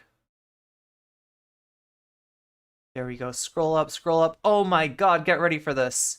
Yo, I don't believe in Twitter Blue, but if I had $8, I'd buy Oz Media a Twitter Blue, so this could be like one thread instead of one tweet instead of the myriad of tweets that it actually is. There's one topic at a time. There is Oz Media. Okay, let's go. Let's get this. Let's get ready to Twitter. Okay, I don't know. I can't. I'm trying to make it exciting for you. Okay, I think it's time that I actually speak out on the current Twitter threads regarding sad milk in 2020 and 2021. I cannot express how scared I am to do this. I fear I have the fear I have in my gut to even speak out. However, I do feel it's important to say my piece on the subject matter. Yeah, it's a mess, but tweet threads posted by Wonder and Click and what they have stated about sad milk is the truth. I will be adding those threads below. The whole project was a mess. From start to finish, I really wish I didn't need to do this. But with the flurry of DMs I've been getting, I don't have a choice not to speak out. Blair, I'm sorry, but you have hurt me. I need to speak without being told by you, oh, I'm just the villain, I'm always in the wrong, or something along those lines. Words I have heard from you consistently. I want to be, where... Oh, yeah, we also need to do... When are the tickets to NCC the Musical going to drop? That's a good question. That is a good question, Shakespeare. Thank you for getting my attention. You want to hear about this musical. Hey, we got to do another poll. Mods, can we do another poll? I'll do it in YouTube. And this time I'll offer you a third option, right? I didn't do that before. So the question is... two eyes. iIluminaughtii. I now know how to spell iIluminaughtee's name. It was very hard for me to learn. Guilty. Not guilty. IDK. Okay, so 3 options. Guilty, not guilty, or you still don't know. There it goes. I'm asking YouTube. Mods ask, yeah, there we go. Mods are asking on Twitch. We're gonna see if anybody's view has changed. If you've changed your view, go ahead and mention it in chat, and I'll try to read those off. Right. In fact, if you're on Twitch, do a highlight in chat so I can see it nice and easy. Right. If you have the points.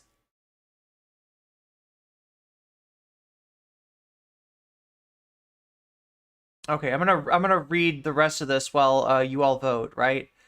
But yeah, I'm curious if anybody's viewpoint has changed during the reaction.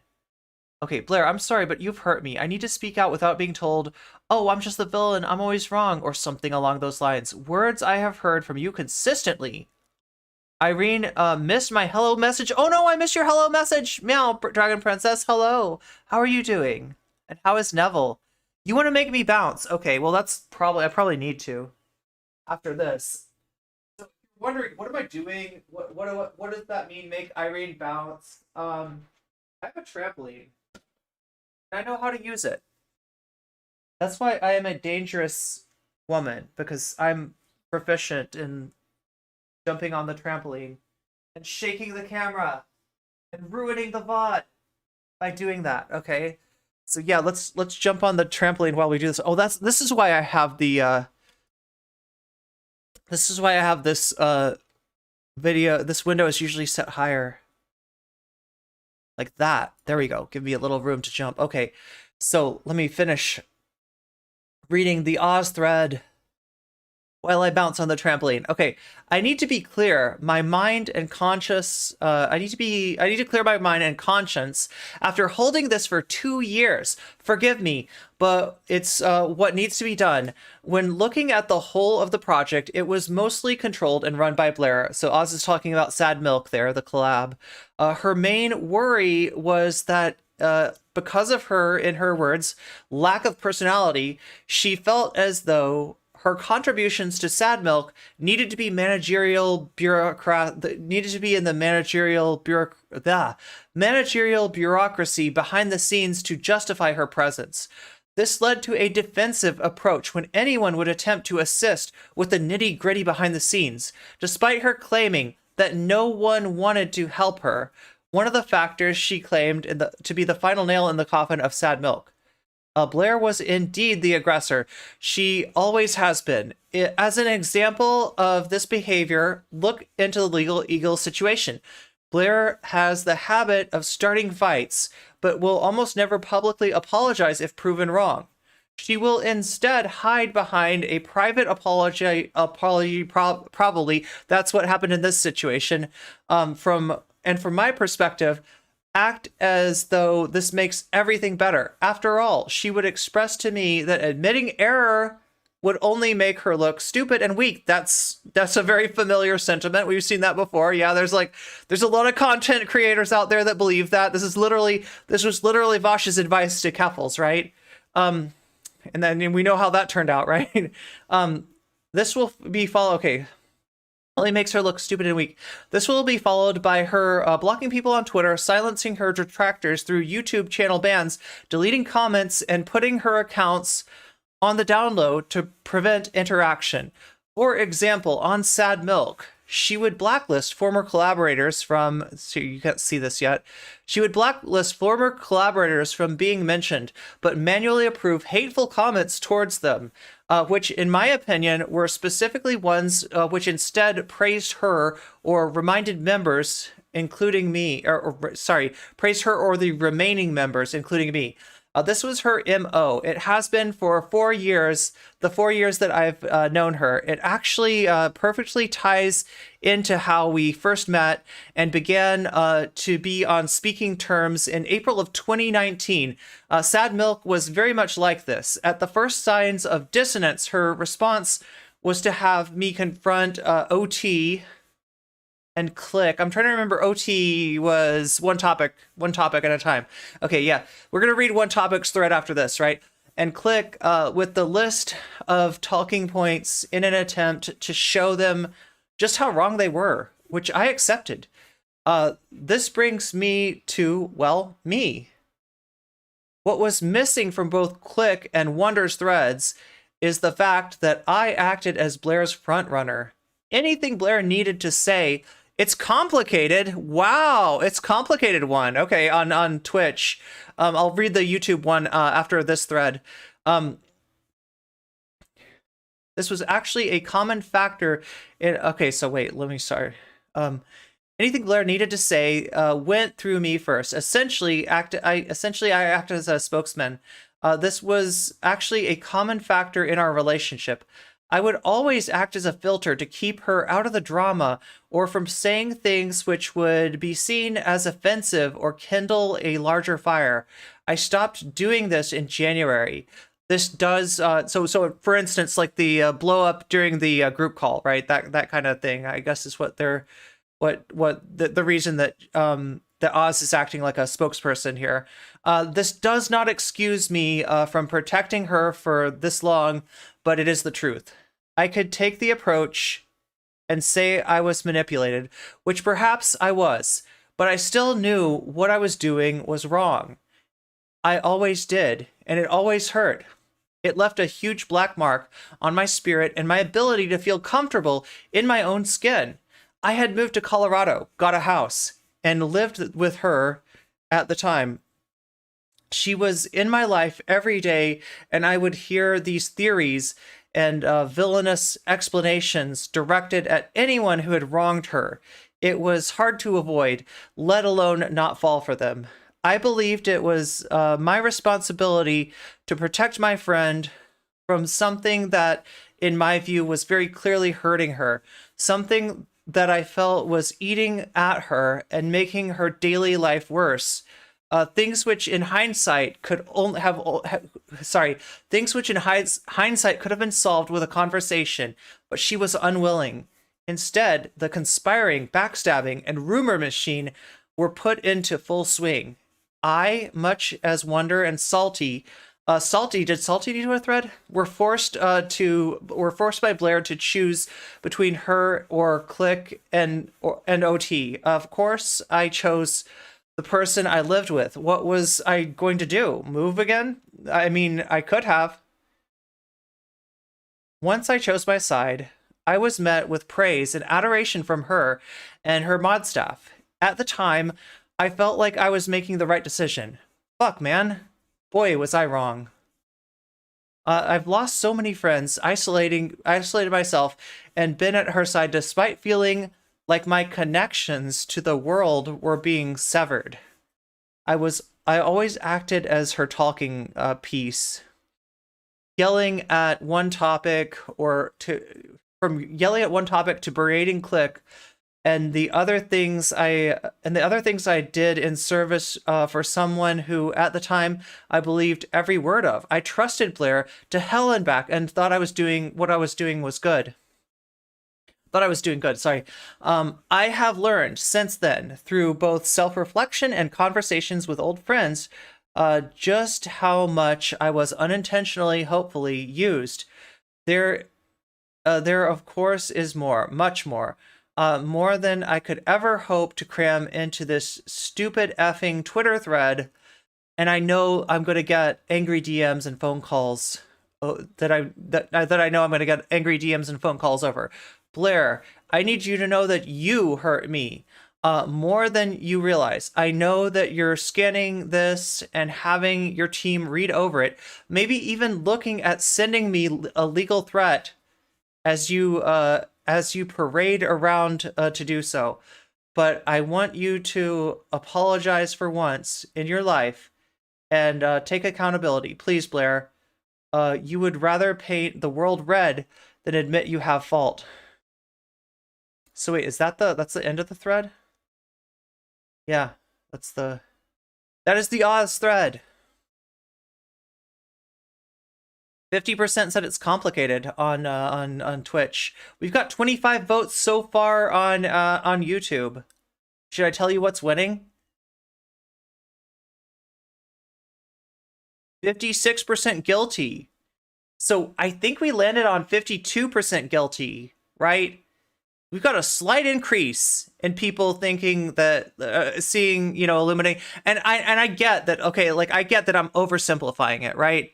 I get that it's not that clear. It's not black and white. There's you could even take it charge by charge, like, right? You could say that you thought that, like, she did wrong to this person, but maybe this person's claim wasn't, like, right. There's a lot of different ways of seeing this, right? But I'm just asking you to give me like a rough cut of how you think. YouTube sucks, says Jules. Yeah, well, Twitch is all about the nuance today, huh? Let's hope Oz was not given an LSA as well, right?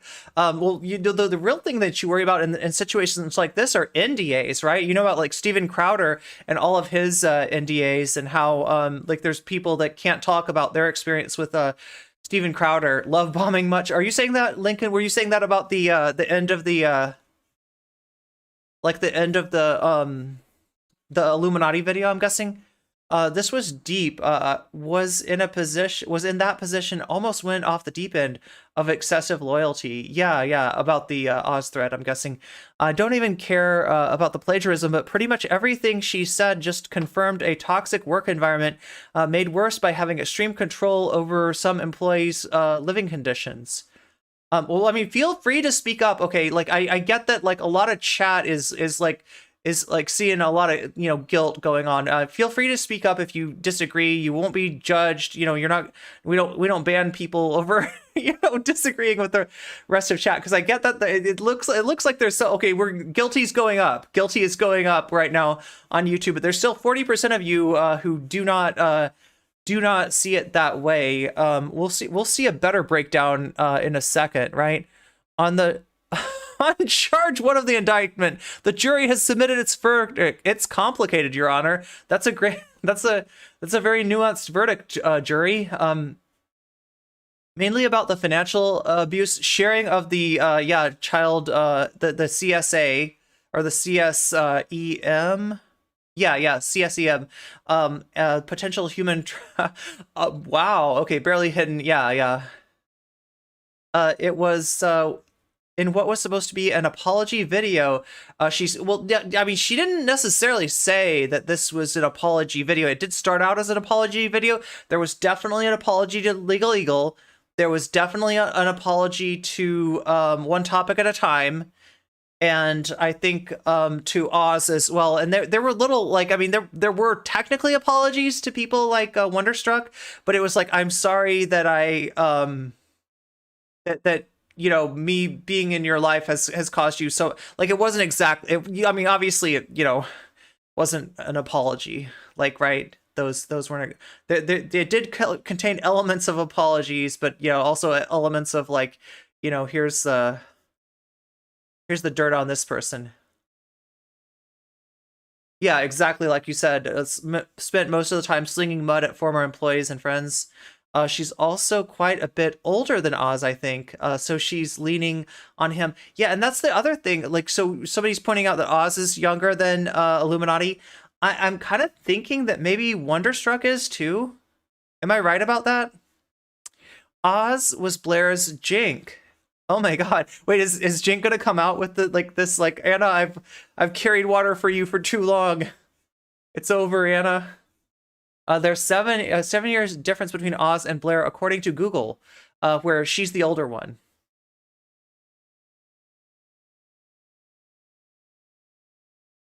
Still one of the better white lady apology videos I've seen. Like, it was, oh my god, that's an interesting bar, isn't it? Okay, let's take a look at one topic at a time. Sad milk. My memory is fuzzy because despite how fun things started, it ended up being the source of stress that we've worked hard to move on from. I've honestly tried not to apply any active thought to it in a long time. While this is the first, I hope it will be the last time addressing this. Before any projects, we were a few people who had just started our YouTube journeys and who were lucky enough to meet up with others. I don't know about lucky. I don't know about lucky. Lucky enough to meet up with others we looked up to and respected on in a Discord call one night. And just started riffing. Yeah, riffing, genuinely enjoying one another's company and humor. Conversation amongst us would occasionally turn to future goals and whether we could make this work. And we were excited in our channels that our channels were doing well. Realistically, nowhere near full-time work, but more importantly to us, people were genuinely enjoying the content. Yeah, that's important.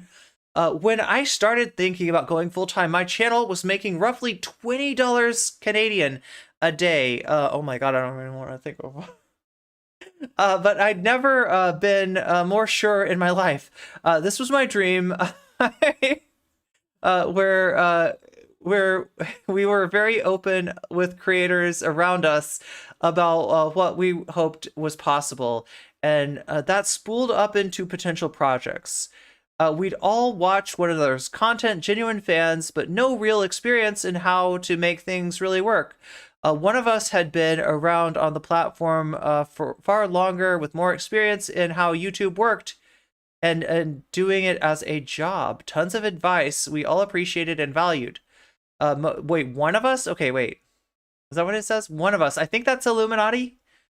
Most of us did one-off collabs when we had time. Genuinely silly, fun stuff, but not a whole group collab. New territory for us. We didn't know where to get started with sourcing editors and sorting content, but after some quick conversations, it all just fell into place. I'm curious what Sad Milk was like. One member of the group took the lead. And in a night, we'd whipped up assets. In one night, we'd whipped up assets with a name and an idea. Sad Milk. It was a blast. A bunch of homies all hanging out in Discord doing nonsense. Some really good memories. What really solidified commitment amongst us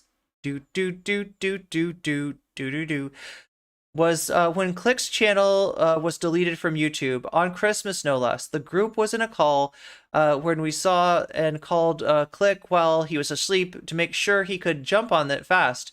And we all reached out to YouTube and made tweets. It took weeks for YouTube over the holidays to even give him a real review or response, and it was just when he'd gone full time. It was high stress, but we were all in support of him. I even bugged him into starting up a podcast to help distract him. Finally, they reviewed the issue, properly responded, and he got his channel back. Oh my gosh, why am I not in wait, no, because then you wouldn't be able to see that's why I was like, why am I little? Anyway.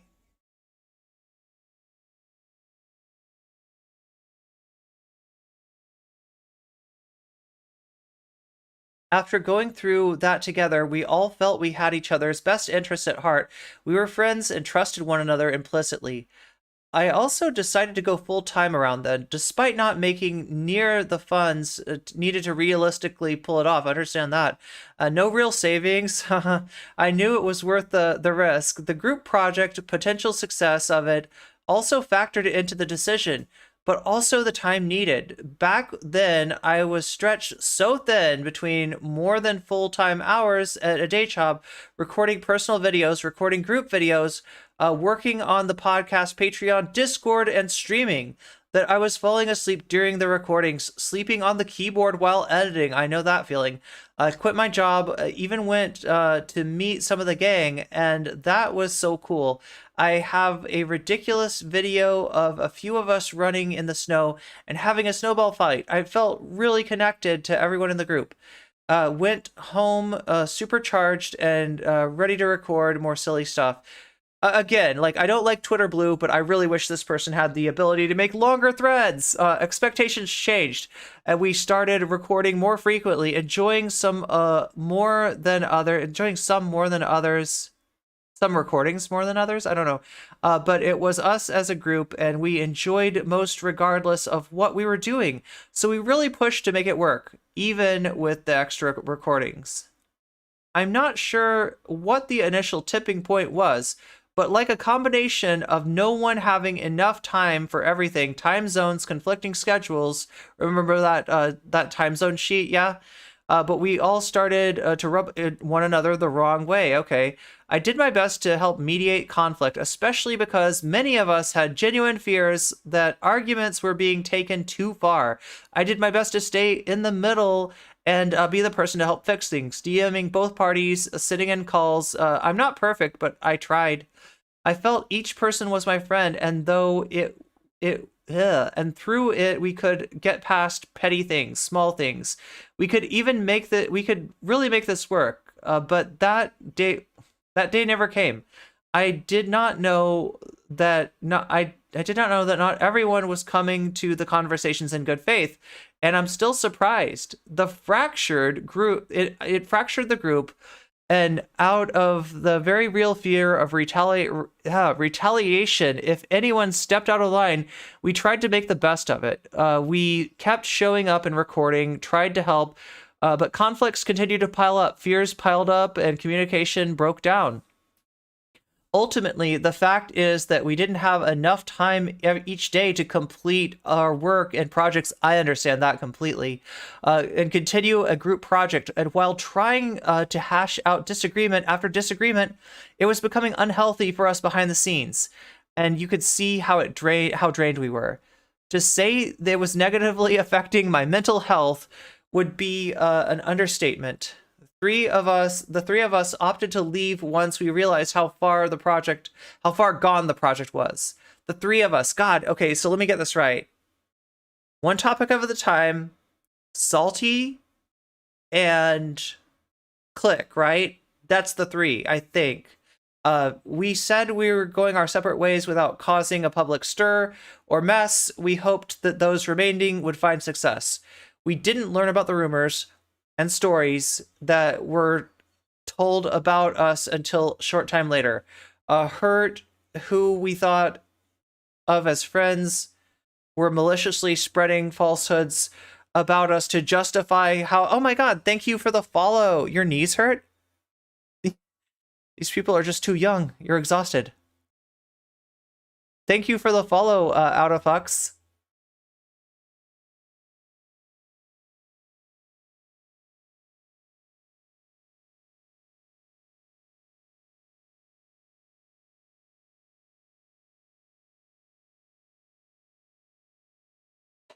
Okay. Maliciously spreading falsehoods about us to justify how a project we walked away from was better off without us.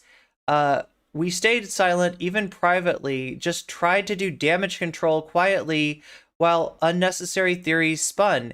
Every few months, for the next few years, we would hear another worse rumor, and we'd work to do damage control all over again. It was mentally and emotionally overwhelming. We all worked hard, but it didn't work out. We walked away from a project years ago and haven't had any interest in participating in drama. Acting maliciously towards us was not appropriate. I've just wanted to work on my small corner of the internet, doing silly stuff for fun. And that's all I'd really like to say on it.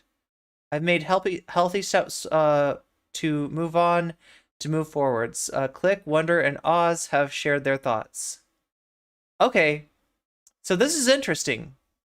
One topic is not placing the blame on any one person, including iIluminaughtii.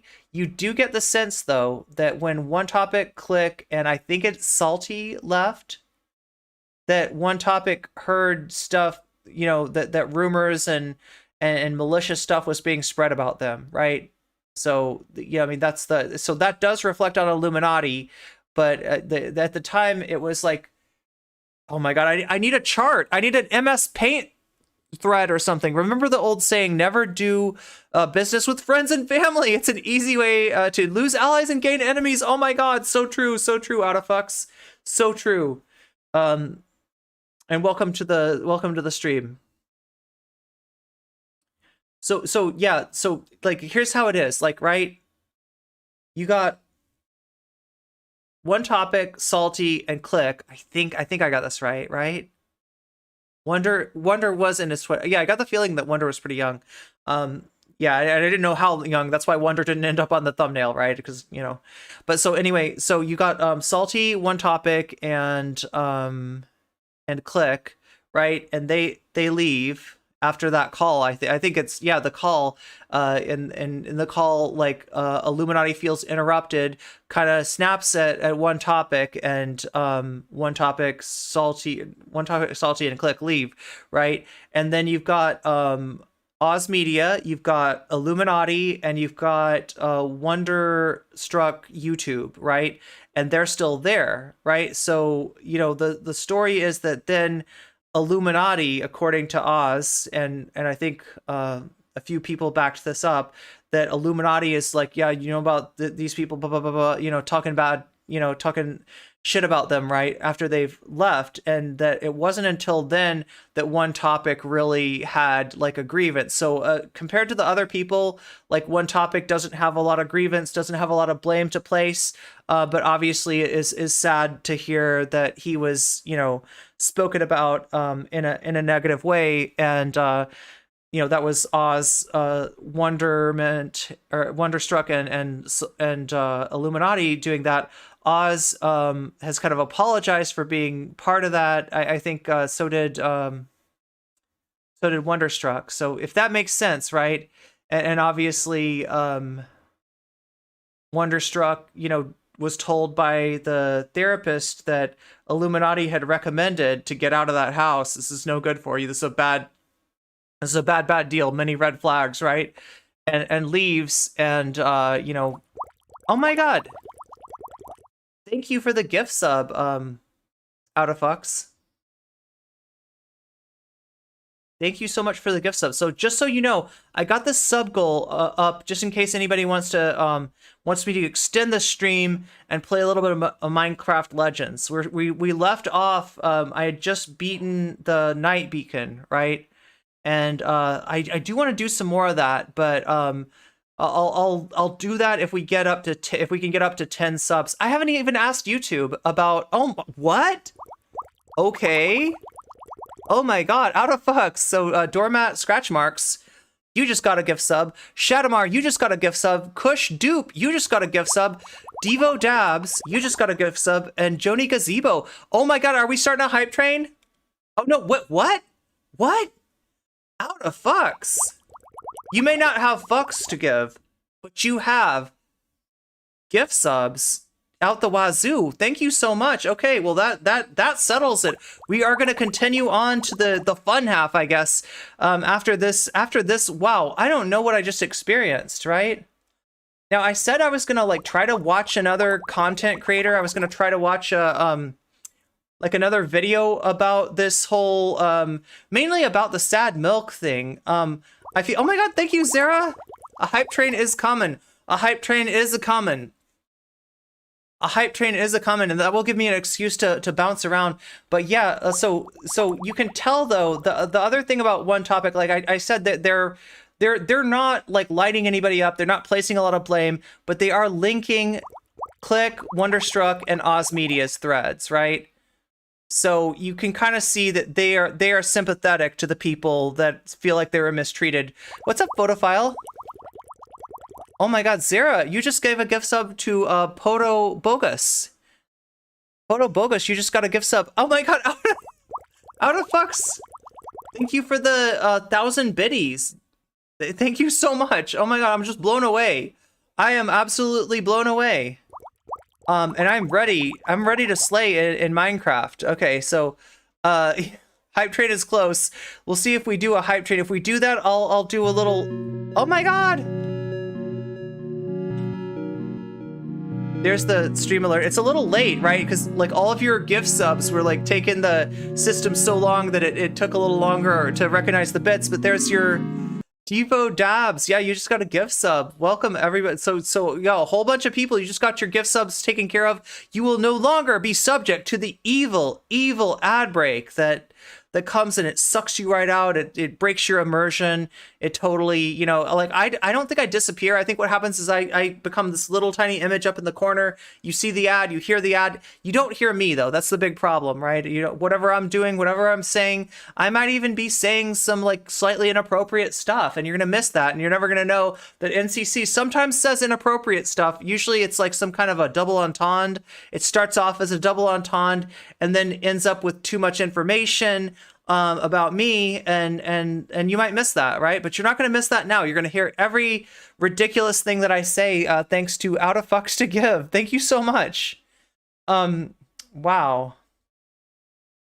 So yeah, we read Oz Media, Wonderstruck. We didn't really. Nabil, thank you. Oh, hype train is incoming. Okay, let's do this.